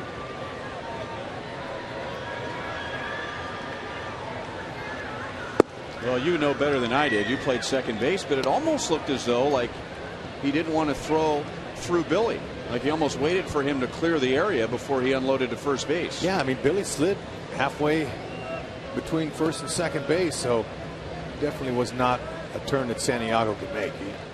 He wasn't fundamentally sound. You've been around for a long time, Santiago. I mean, he would know if the guy's standing in your way, you still just throw right through him, right? I mean, if he gets hit, that's his fault. You show the ball helps you defend against the sliding runner. You show a runner the baseball down low here, he's going to duck. He'll get out of the way. So you use the base and the ball for your protection. Now Santiago will get another chance. And in time to get Francoeur. But the Royals get 2 in the bottom of the 5th inning to regain the lead. RBIs for Escobar and Perez.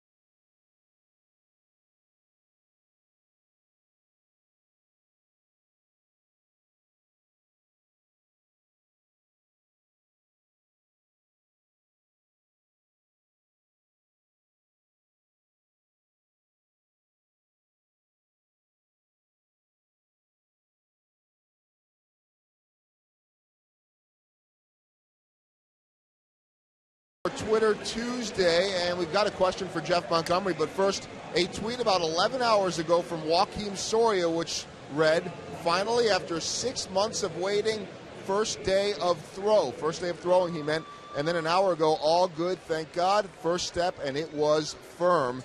So we asked this question to Jeff Montgomery, the Royals Hall of Fame closer, and the question is pertaining to Joakim Soria. Hesse is here, tweets in, do you think Joakim Soria will come back as Royals closer? Well, I think first there has to be a opportunity for him to come back and be a Royal. I think there's a mutual desire on both the club and Joakim Soria for him to be back in a Royals uniform. But I think once he's back, he really needs to establish his health and really be available to prove that he has the ability to close again. We know with his past and his history, he has great experience and success as a closer. Greg Holland's done a fine job the second half of this season as a Royals closer. So I think it's just going to wait and see, make sure he's proven that he's healthy. Then if there's a need for a closer to replace Greg Holland, he's there. It's hard to believe at this point that Greg Holland wouldn't be the closer, but as Dayton Moore said, we'll see what he does with the bullpen, and they've got to come to some financial agreement with Joakim Soria too. Okay, let's ask this one to HUD as we see a beautiful play. Oh, but no scoop. All right, HUD, this one from KS713. What makes a player a good clubhouse guy? Good question. This was just played for a short hop pick. Didn't even get a crow hop over there. Billy Butler had it, just couldn't close it. That's a really good question. Typically, you're a veteran player. You have a lot of experience, first of all, because, you know, it's all about respect in this game. And, you know, your teammates are going to respect the miles you put in. Now, when you come into the clubhouse, you don't get respect unless you give it. Okay, that's another thing. So the veteran player typically wants to, you know, see his players, talk to them, tell them how good they are. And then when things over the course of the season start going wrong, then that's when you kind of, you know, in your own way, however that is, you make some corrections, you make some adjustments, you talk to the young player, you talk to them about how we do things here. And it has to deal with leadership, no question.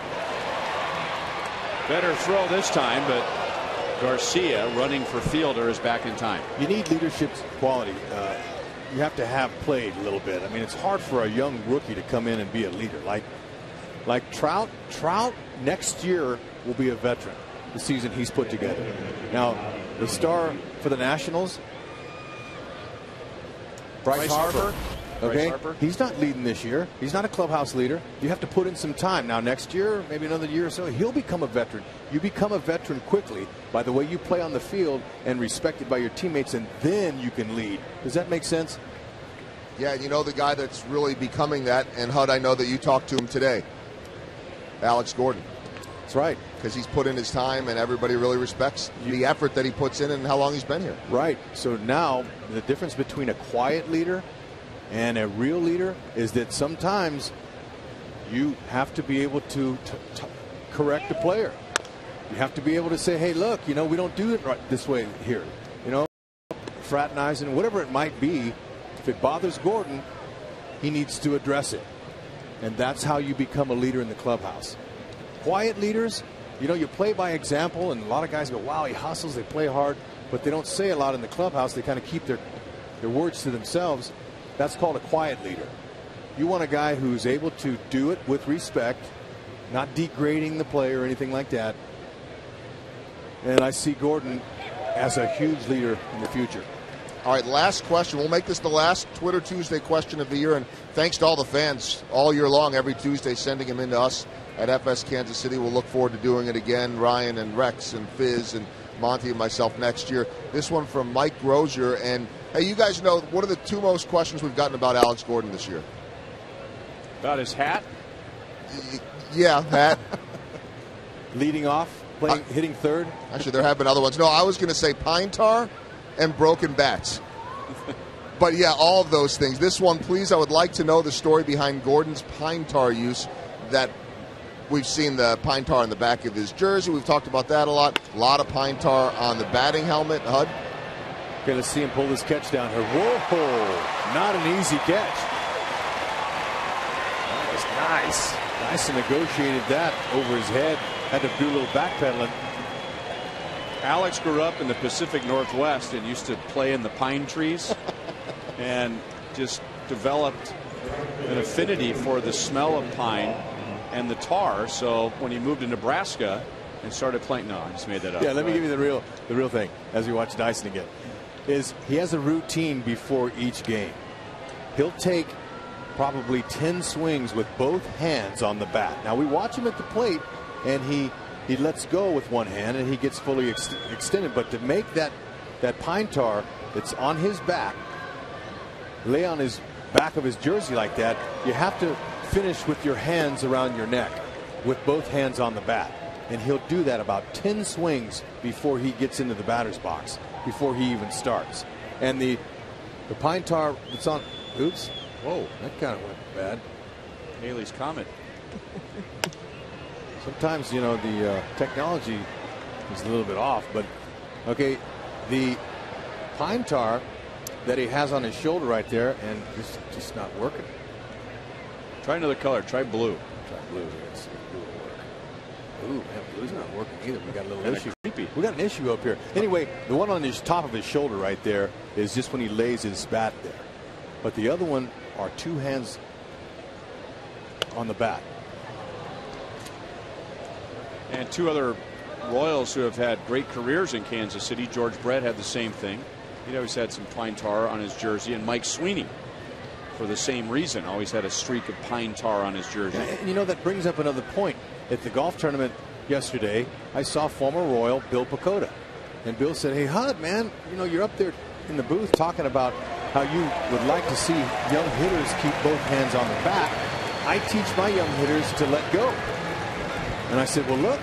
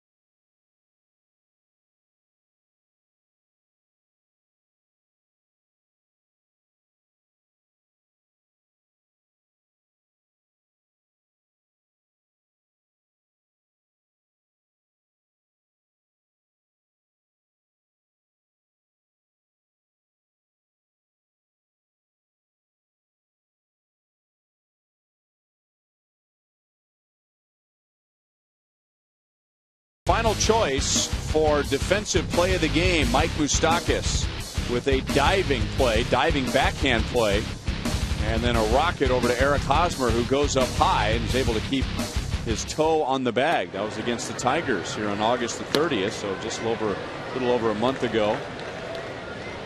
So those are the top five. That was choice E. There were so many good defensive plays this year, and I could think of another one from Moustakas in May. Remember then that dribbler from Alex Rodriguez? He came in and barehanded and ended the game with that throw over to Eric Hosmer. Here are the top five. So we'd like to get your vote. As Brian Pena sends it into deep left center field. Quentin Berry runs it down. Second time that Brian is lined to the outfield. He is 0 for 3. So Lorenzo Cain at Oakland in April. Alex Gordon against the A's here in June. Alcides Escobar in St. Louis. Salvador Perez at Seattle. That was in July. And Mike Moustakas here against the Tigers on August the 30th. Abisail Garcia is now in left field. Don Kelly was in left. Brian, let's make sure that our audience understands. There could be 5 pages of plays, but we had to narrow them down for our question tonight. But especially Moose, you can have 3 pages on him. Hosmer made some excellent plays over there at first base this year. Now he's messing with his guys. That's a beautiful thing. That's the fun of being in the dugout. You can mess with the guys. And the selection committee, which is large, that came up with the plays, decide on that last one because it includes both Mike Moustakas and Eric Hosmer in the same play. Our Sonic Slam inning contestant is Ron Sondag from Kansas City, Missouri. $100 if the Royals hit a home run in this inning. $25,000 if the Royals hit a grand slam out of the park from Sonic and the Kansas City Royals. Had a ton of winners this year. Last night we had one, but we haven't had the big slam. Too bad Moustakas is the only Royals grand slam in Toronto wasn't a Sonic Slam in it.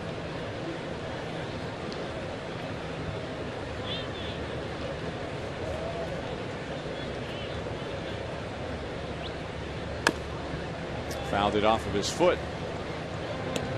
That catch that Gerard Dyson made at Fenway Park against the center field wall off Ellsbury, that was a spectacular catch. Climbing that padded wall in straightaway center field. And then crashed into it and came away with it. Santiago throws out Abreu, 2 down in the 6th. And here you go. Here's our teammates are so good. You talk about it and they find it. Look at that. That was athletic, and that's about 420 feet from home.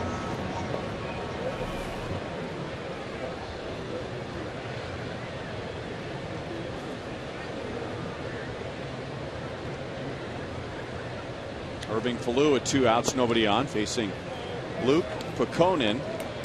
Came on in relief of Doug Fister last inning. Fister gave up the 3 Royals runs. One of them scored after he was out of the game. 1 ball, 1 strike.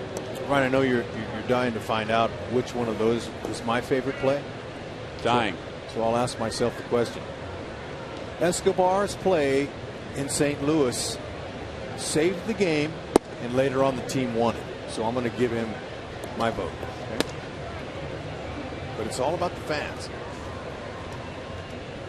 Fans right now are going with the Alex Gordon play, which also included a good play by Brian Pena blocking the plate. And you know, that was something, how he threw off balance from left field from the warning track out of nowhere. And here it is. Watch this. Some kind of athleticism here. Basket catch. Throws off his right foot. Right there on the money. Pena took the shot. Held on. And that's where the former third baseman in Alex Gordon really helped him out on that play. All right, now let's watch Brian Pena. He was bracing for the shot. Rosales delivered, but Brian did his job. Blocked the dish. Santiago again gets a nice big hop. We head to the 7th inning. The Royals lead the Tigers 3-2.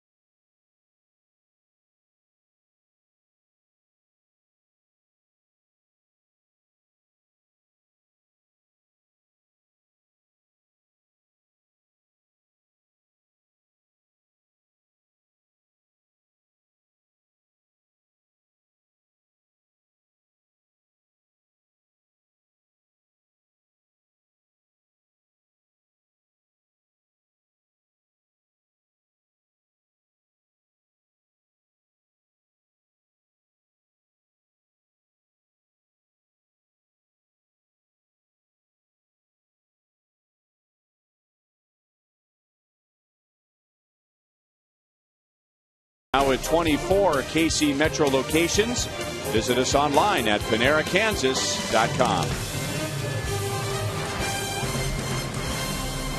Final game of the season is tomorrow night. Royals and the Tigers at 7:10. All fans receive, as they have in the first two games of the series, a team photo on one side and a 2013 schedule on the other side, courtesy of Pitcraft Printing. Royals.com, 1-800-6-ROYALS for tickets. We hope to see you at Kauffman Stadium tomorrow as the Royals wrap up the season. Have you seen one of those schedules yet? Did you notice anything about the schedule? What did you notice when you looked at it on the other side? One's got a team picture on one side, and the other side's got the next year's schedule all laid out. Interleague play, second series of the year. No. It's a bit odd. No, it's easy, for especially a guy who's into pictures. They were all logos of the team instead of just the name of the city and abbreviation. It was so much better. I went, oh my gosh, they got their logos on there. I know exactly who we're playing and what, you know. And a lot of the schedules come out, they have the first three letters of the city, and you know, for high school education. I'm really happy for you, Hud. Yeah, I love it. No, I think it's a good schedule. I like the logos. That was outstanding. So marketing department or whoever did that, good job. I'm not the only guy with a high school diploma out there, but a worldly degree. Dyson makes the play on Don Kelly. So one out for Francisco Bueno. Jeremy Guthrie, in his final start of the year, goes 6 innings, got into some trouble in the third inning. And in that inning, he gave up 3 hits, 2 walks, 2 runs, but avoided the big inning, getting Delman Young to ground into a double play. And then Jeremy finished the game with 3 scoreless innings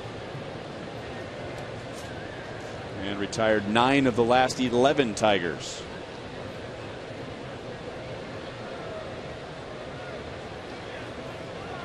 Interesting talking with Dayton about his bullpen and what his thoughts were. And, you know, they've been one of the best in baseball, and he said, you know, you always continue to tinker with things. You don't just leave it alone. And most teams you look after they lose a World Series or even win a World Series, they make changes in the offseason. So you're always tinkering. That's what he said. Now, tinkering, you wonder what that word means, though. Adding, subtracting. Broken bat and a base hit for Danny Worth. That's his first hit of the night.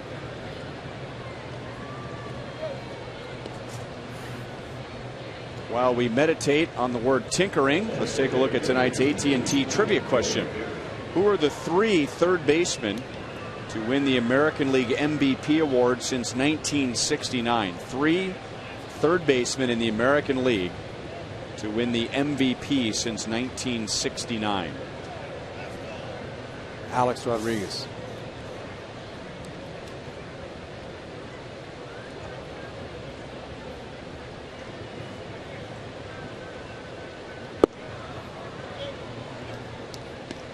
Ball 1 to Quentin Berry.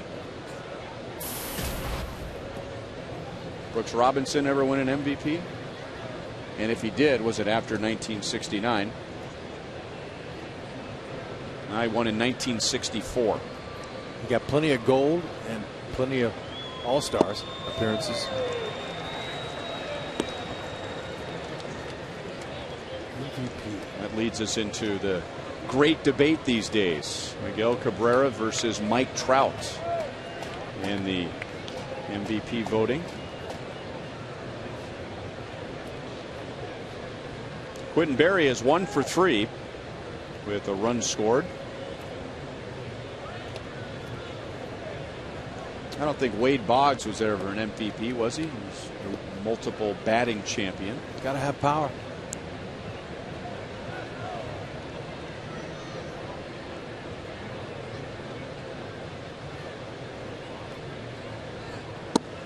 Cal Ripken finished his career at third base.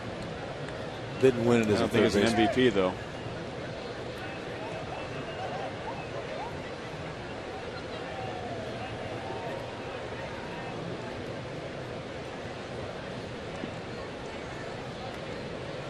Carney Lansford.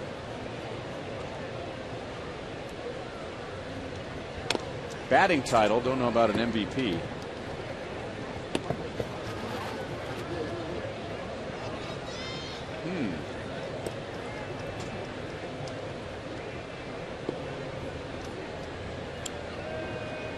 They're trying. That's George's number. That's a nice hint.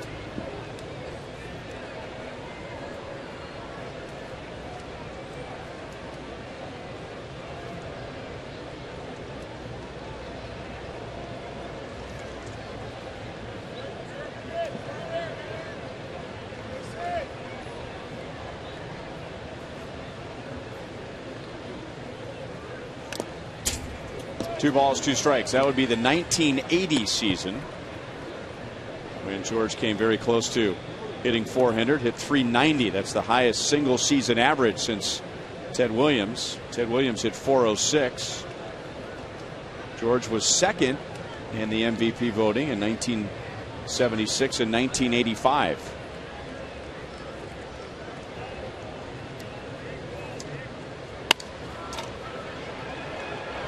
Out at second base. No double play as the ball gets through Billy Butler.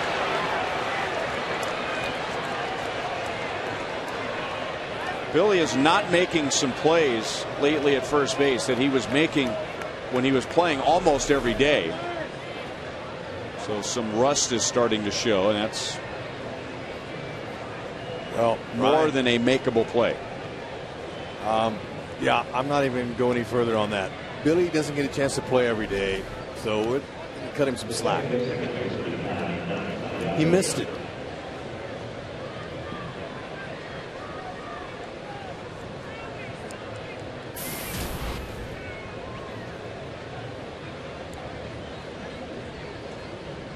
Ramon Santiago 1 for 3. A third inning single. 1-0.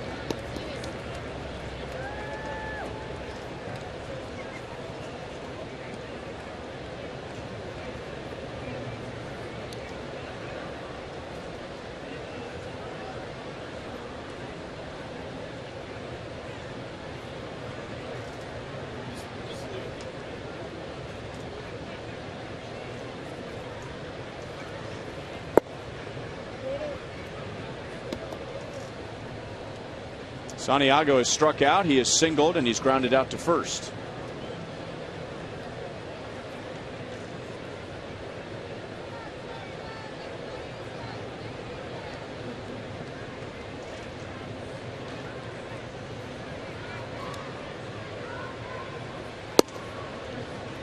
Two and one.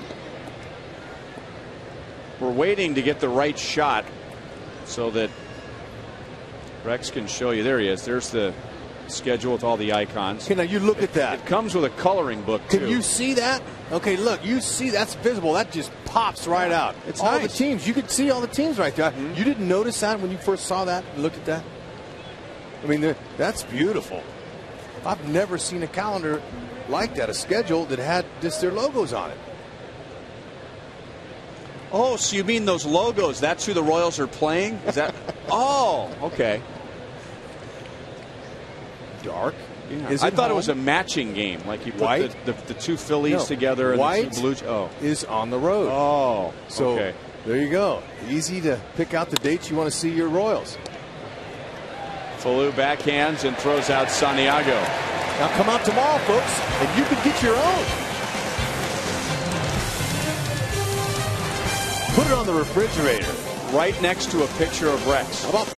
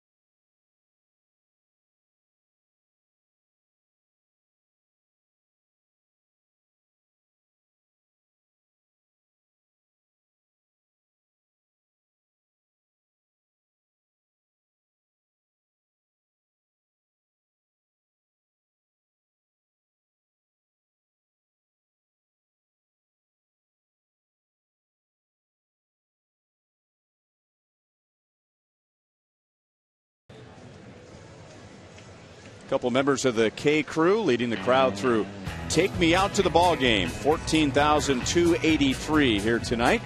Do you have what it takes to be on the K crew? And now is your chance to be on the Kansas City Royals K crew, part of the 2013 season. Auditions are held in the fall. You can go to Royals.com/K crew for information.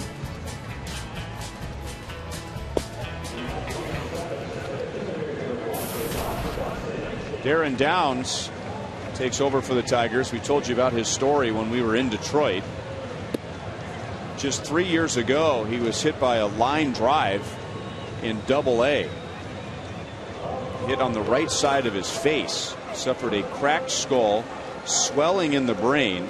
The right side of his face was paralyzed, and for a time he was unable to speak.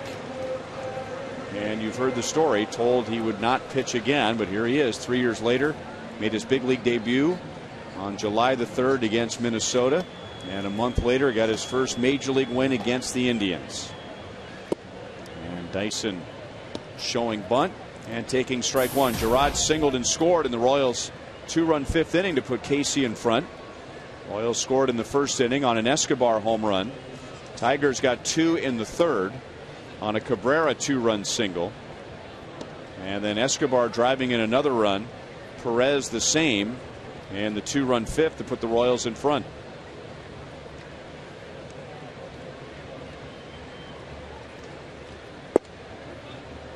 One ball, 2 strikes.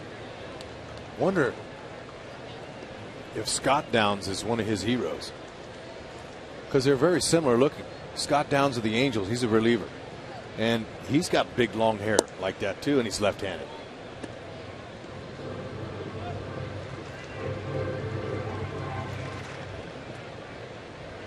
Sinker, slider, curve.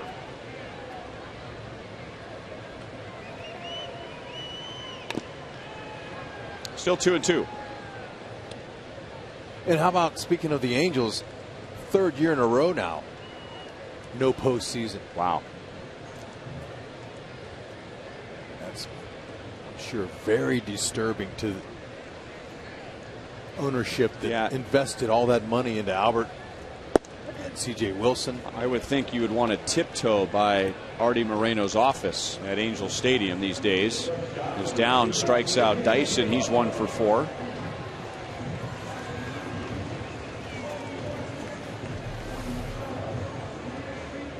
Ooh, perfect spot.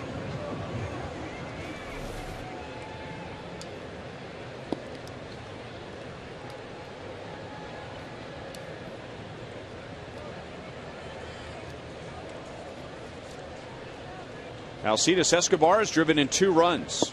He homered in the 1st inning, his 5th of the year, and then drove in a run with a single in the 5th. Both of those against Doug Fister. And Fister, who struck out 10 Royals on Thursday in Detroit, 9 in a row for an American League record, only went 4 1/3 innings tonight with just 2 strikeouts.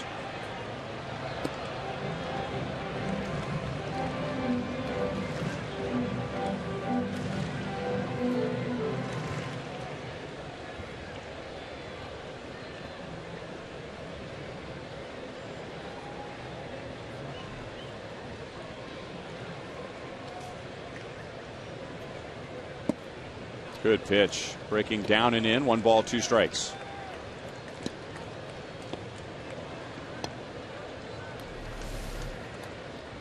Okay, Downs is coming in, hitting his spots.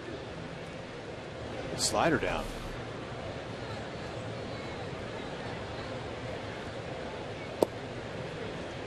Two and two.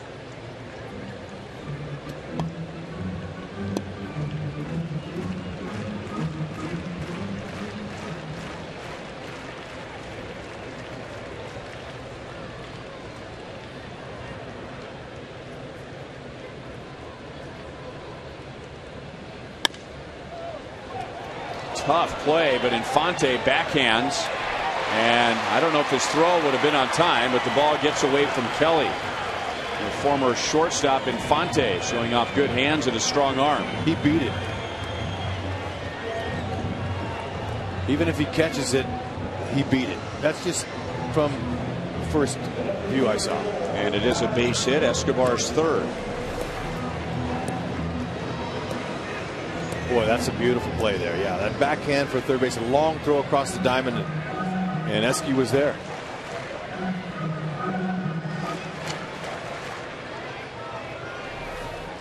There's Mike Jerschele, longtime AAA manager, coaching at first base tonight for Rusty Kuntz. Last year, the Omaha Storm Chasers winning the Pacific Coast League Championship. This year, losing in the championship series. It's nice to see him and a chance to share how hard and what a grind it is in AAA for coaches and managers. You only have 3 coaches. You have a pitching coach and a hitting coach, and everyone throws batting practice. You have 1 day off a month, and your flights are at 6 o'clock in the morning, 4 o'clock wake up calls every 4th day. It's a grind, and it's good to see Jersch get a little love out there at first base in the big leagues. 2-1 on Alex, who's 1 for 3.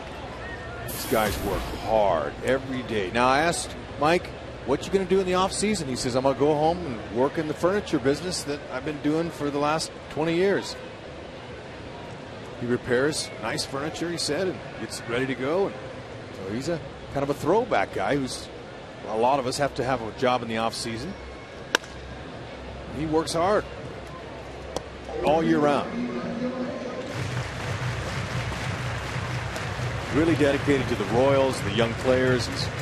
He's got a lot of energy. He's got a smile on his face, and he can throw some good BP.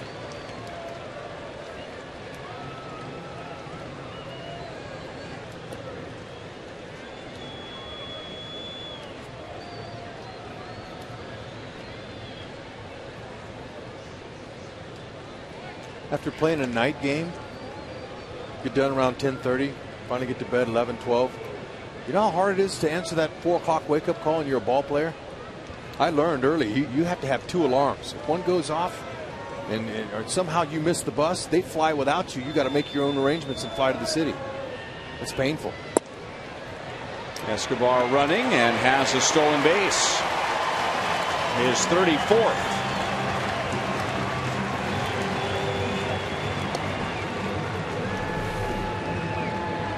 Good takeaway. He kind of walked into that jump.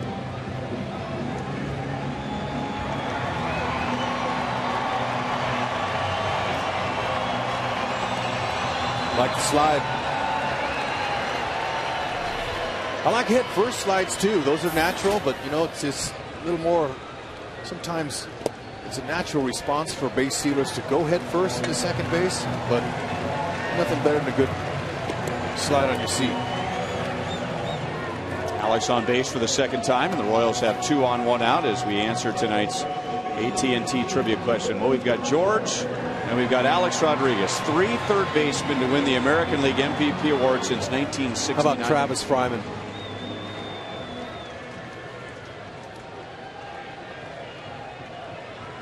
Harmon Killebrew. Have no clue. Okay. 2 out of 3 is not bad.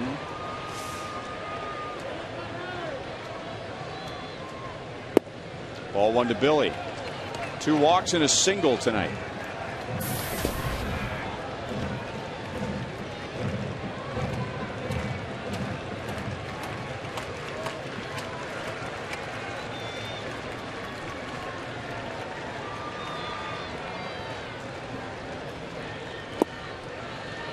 Two and 0.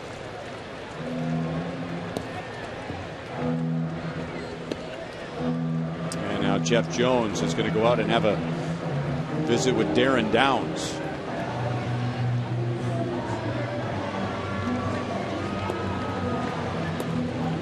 Royals would like to give the bullpen a little more breathing room. They're still stuck on 71 wins, trying to at least surpass their win total from last year when they went 71 and 91. They're 71 and 89 at the moment, with the final game of the season tomorrow. And trying to win a close game against the Tigers. The Tigers have dominated the season series They're 12-4 against the Royals. But 11 of those games, 11 have been decided by 2 runs or less, and 9 have been 1-run games. So this is nothing new. 3-2 in the 7th inning, the Royals and the Tigers. And Billy lines it to left, but he hits it right at Garcia, who throws it away and backed up by Kelly. If Billy gets under that, he would have rounded off his numbers to 30 and 110. And he just got too much at the top half of the ball. 30 and 110 sounds really good, doesn't it?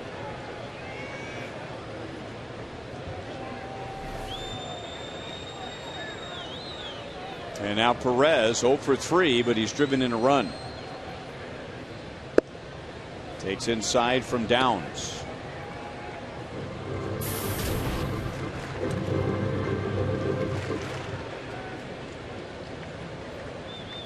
Escobar at second base, Gordon at first.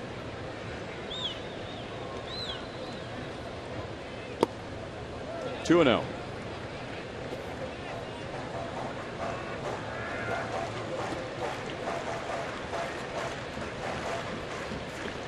Tigers are the division winners, but they've had a few moments tonight where they look like they're one day removed from a champagne celebration.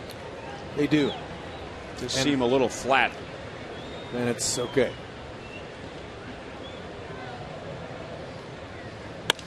And Perez hit it off the end of the bat, and Garcia will make the play. The Royals strand 2 in the 7th inning. They have left 8 on base tonight, but at the end of 7, they have a 3-2 lead.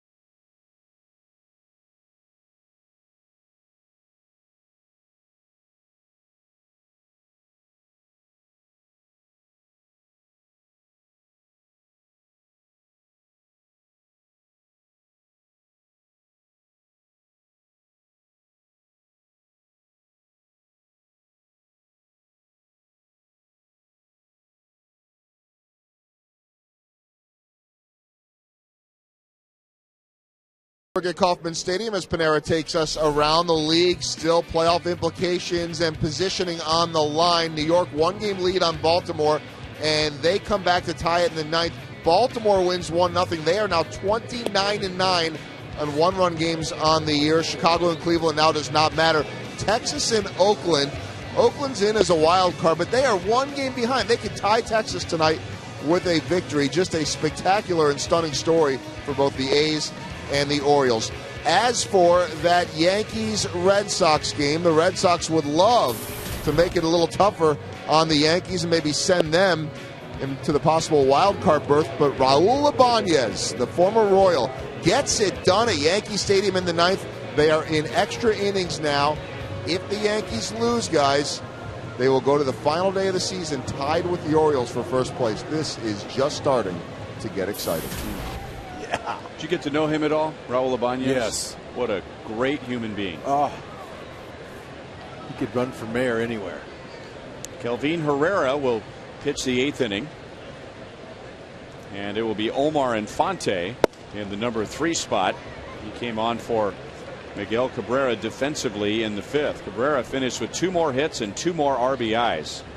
He's driven in 139 runs, and he's moved his batting average up to 331. Tell you, for me, the surprise story has to be Baltimore in that tough Eastern Division. But next is Oakland. When we saw Oakland first road trip of the year in April, I thought that was a glorified AAA lineup. And I think some people with the A's thought it was a glorified AAA lineup. I mean, who within the A's organization predicted that they would come close to what they've done? Strikeout for Herrera, and that just adds to the Royals' American League record for strikeouts by a bullpen in a single season, 531. And on the topic of the playoff race, here's our Subway sub prize on the line standings. So it's a half game lead for the Yankees, as Joel just described. Tampa Bay has been eliminated. They had a nice run, winning 9 of 10 before being eliminated.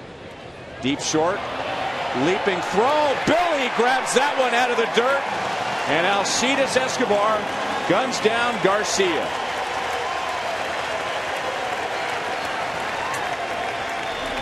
Well, you can put this one on the highlight reel as well. Escobar, he does this at least once a week. You see it. Billy, way to pick it.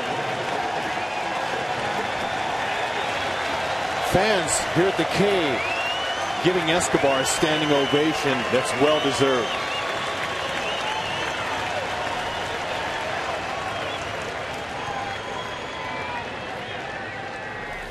That's something you don't see very often, a standing ovation for a defensive play in the middle of an inning, maybe for the final out of the inning as he's jogging into the dugout. But I think that was just a season's worth of appreciation from the fans with all the dazzling plays he's made this year. That was awesome. We saw the passion here from the Royals fans at the All-Star game, and we saw it before that at the Home Run Derby even more when they chanted Billy Butler, and I'll never forget that. And just feeling that energy that was in this crowd, and for things to come in the future, they get the pitching they need. The scud throwers in the back of their bullpen, those defensive plays there in a division that they're in, they have a chance to go from third to first next year. 0-2 on Delman Young. Just use the A's and the Orioles. You're just talking about them as inspiration. Nobody picked the Orioles. Nobody picked the A's. Nobody picked the White Sox. And the White Sox took it down to the final 3 games of the season until they were eliminated last night. Changeup strikes out Young. 2 strikeouts and a defensive gem for the Royals in the top of the 8th. Call the cops. He just ripped him off again.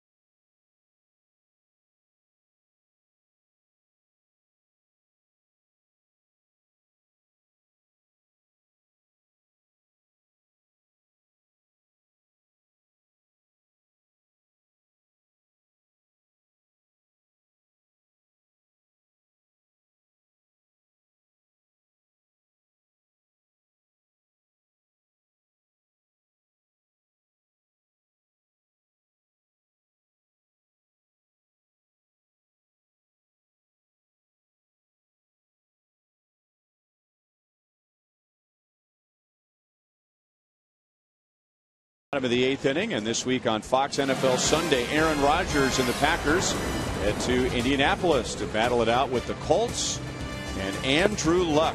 Coverage begins with the Built Ford Tough Fox NFL Sunday pregame show at 11 a.m.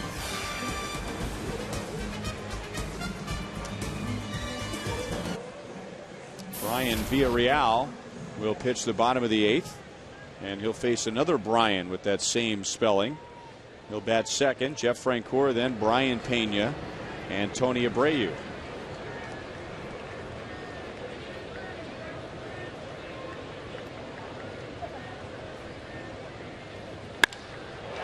Jeff Francoeur, deep left center field, and splash.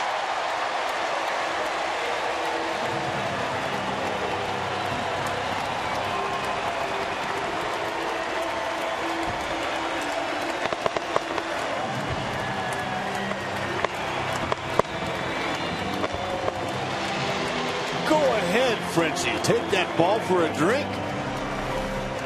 He got up underneath that, man. That was swung on, gone immediately on contact. Center fielder just turned and watched that thing go. Splash. That pitch was 98 miles an hour. You put an easy swing on a ball like that, like he just did, it'll jump and go that far. Let the pitcher provide all the power. Now Brian Pena, he's first pitch swinging. Garcia comes up in left field. Now Brian is 0 for 4. Home run number 16, RBI number 49 for Jeff Francoeur. And now Tony Abreu, who's been hit by a pitch, and he's grounded out twice. So that gives Greg Holland a little more cushion for the top of the 9th inning.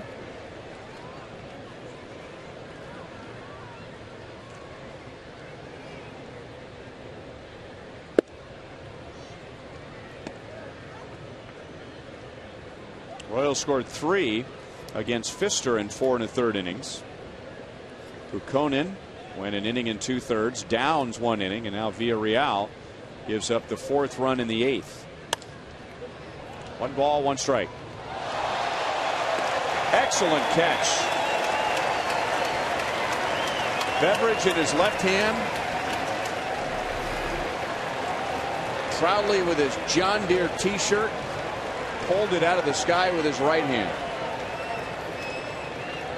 That's one of the louder ovations of the night.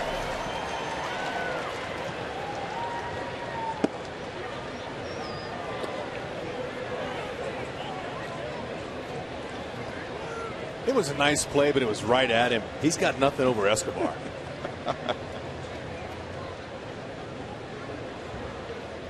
But it was a nice catch.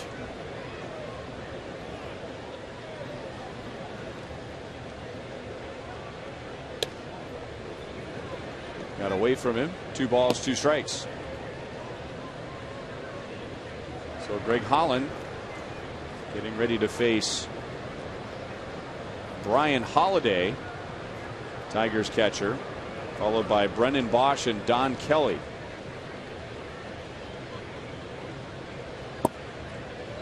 Three balls, 2 strikes.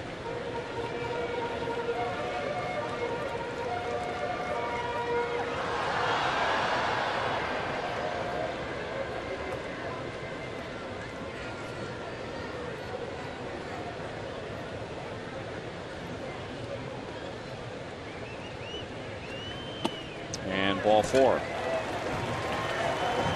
on, 1 out. Second time that Abreu has been on base. Tonight's copyrighted telecast is presented by authority of the Kansas City Royals. It may not be reproduced or retransmitted in any form, and the accounts and descriptions of this game may not be disseminated without the express written consent of the Kansas City Royals Baseball Corporation. Ryan Lefevre with Rex Hudler, Joe Goldberg at Kauffman Stadium on a very pleasant October the 2nd evening, along with director Steve Kurtenbach, producer Joe Lavero, associate producers Al Broughton, Sam Abramson, and the producer of Royals Live is T.J. McGinnis, and the rest of our outstanding Fox Sports Kansas City crew. So much fun coming to the ballpark every day. many years now. Same crew, almost the same guys year after year. And it will be sad to say goodbye tomorrow. 1 ball, 1 strike, but they'll be staying busy with football, basketball.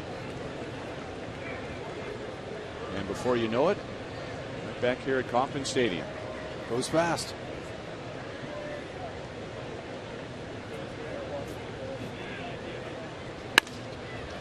Falou grounds to Santiago out at second, and the Tigers turn a double play. Their second of the game. Greg Holland coming on for the save. Royals have a 2-run lead to the 9th.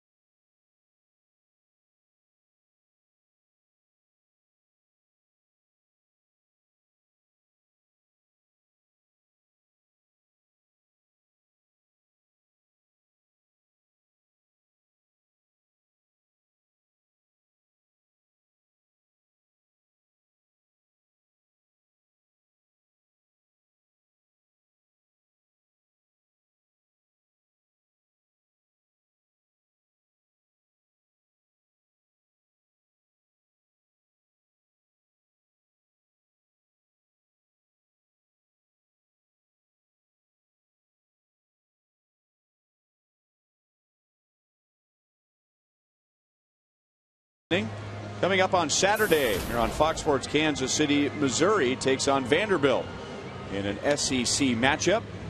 Mizzou football Saturday at 6 p.m. right here on Fox Sports, Kansas City. And we say that with a couple of KU fans. Perfect. Greg Holland will pitch the 9th. He is 15 out of 19 in save opportunities all year, but since becoming closer after the trade of Jonathan Broxton, he is 15 out of 17, and he's coming off a blown save that was Saturday at Cleveland. He hadn't had a save opportunity in over a week, but gave up a couple of runs, 3 walks as the Indians tied the game in the 9th, but the Royals went on to win it in 14 innings. This is Brian Holiday. Came on behind the plate in the 6th inning for starter Alex Avila.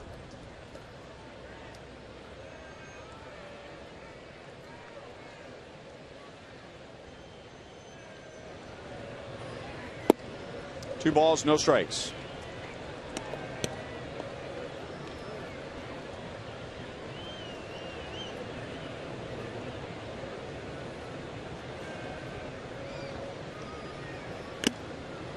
Down on a chase of fastball up at 95 miles an hour. He's got a good one along with a slider and split finger. He'll get some guys missing on those balls up. Tries to finish him off down. And now 2 balls, 2 strikes. I really like his demeanor. Like, you know, he's got closer makeup written all over. Calm, focused, intense looking. That's important for a makeup of a closer. 3-2. You know, he doesn't have a lot of flash. You know, he's not a guy who hops around and takes his hat off and spits a gallon of water on the warning track before he comes in. Yeah, I'm not going to mention any names, but yeah, he's a little bit more closed.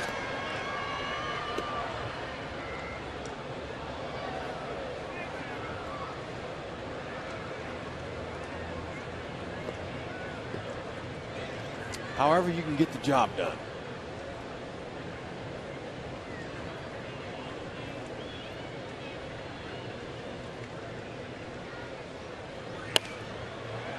Still 3-2. Greg is from Marion, North Carolina, which is a population less than 8,000. So he brings that to the mound every year when you're talking about that very calm demeanor, very little flash. Brings that small town mentality and his big arm. Up the middle, Escobar dives, gets to his feet, throws out Holiday.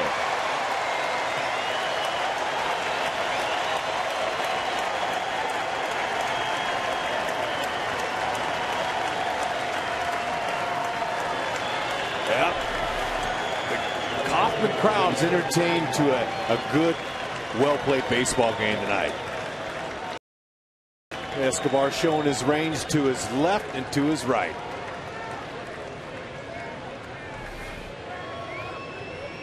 Just putting on a clinic. Now pitching to Brendan Bosch. We had Dayton Moore in the booth for an inning tonight. And Greg Holland will always be the first Dayton Moore draft pick to get to the big leagues. He was taken in the 10th round in 2007 out of Western Carolina University.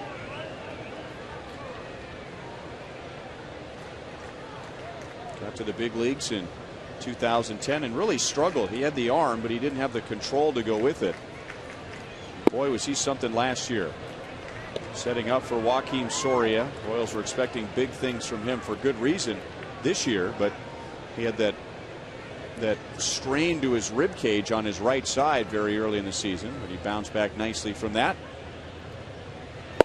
3 balls and 1 strike against Bosch. Not only do the Kauffman crowd here enjoy that type of defense, but his own teammates, they crack up when they see plays like that Escobar make.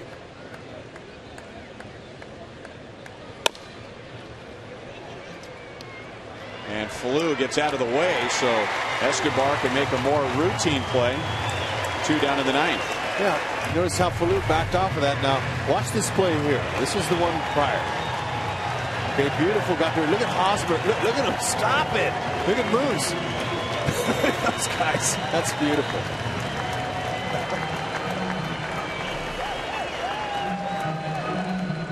He's got fans everywhere.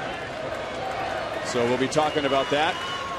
We'll be talking about Jeremy Guthrie and his final start of the year for the Royals. We'll be talking about Alcides Escobar and what he did at the plate.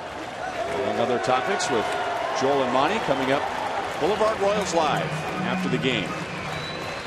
Jeremy Guthrie hoping to win for the first time since September the 4th, but he hasn't lost since August the 3rd. Guthrie with no decisions in his last 4.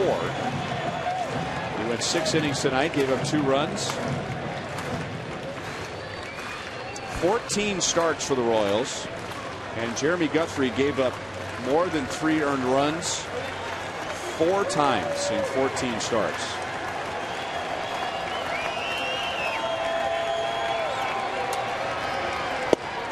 Save number 16 for Greg Holland. And the Royals surpassed their win total from last year with their 72nd win. Jeremy Guthrie, was this his final start as a Royal? Who knows, but he finishes this year with the win. He goes 5-3 since coming over from the Colorado Rockies. Jeff Francoeur had a long home run in the bottom of the 8th inning to give the Royals some breathing room. Francoeur had another good night on defense. And Alcides Escobar with both the bat and the glove. 4-2 Royals over the Tigers. Oh, man, I'm going to tell you, nice to hear the crowd up. Let's go Royals, you know, and all that stuff. And just with a couple left. But just to think ahead, hoping that this time next year, these games are packed, the parking lot's packed, and then we're playing for a title. So nice to see the crowd that was here be entertained by such a great play, especially by Escobar and Frenchie. And good pitching by Guthrie. It's the 12th time this year the Royals and the Tigers have played a game that has been decided by 2 runs or less. Now, the Tigers have really dominated the season series, but most of the games have been close.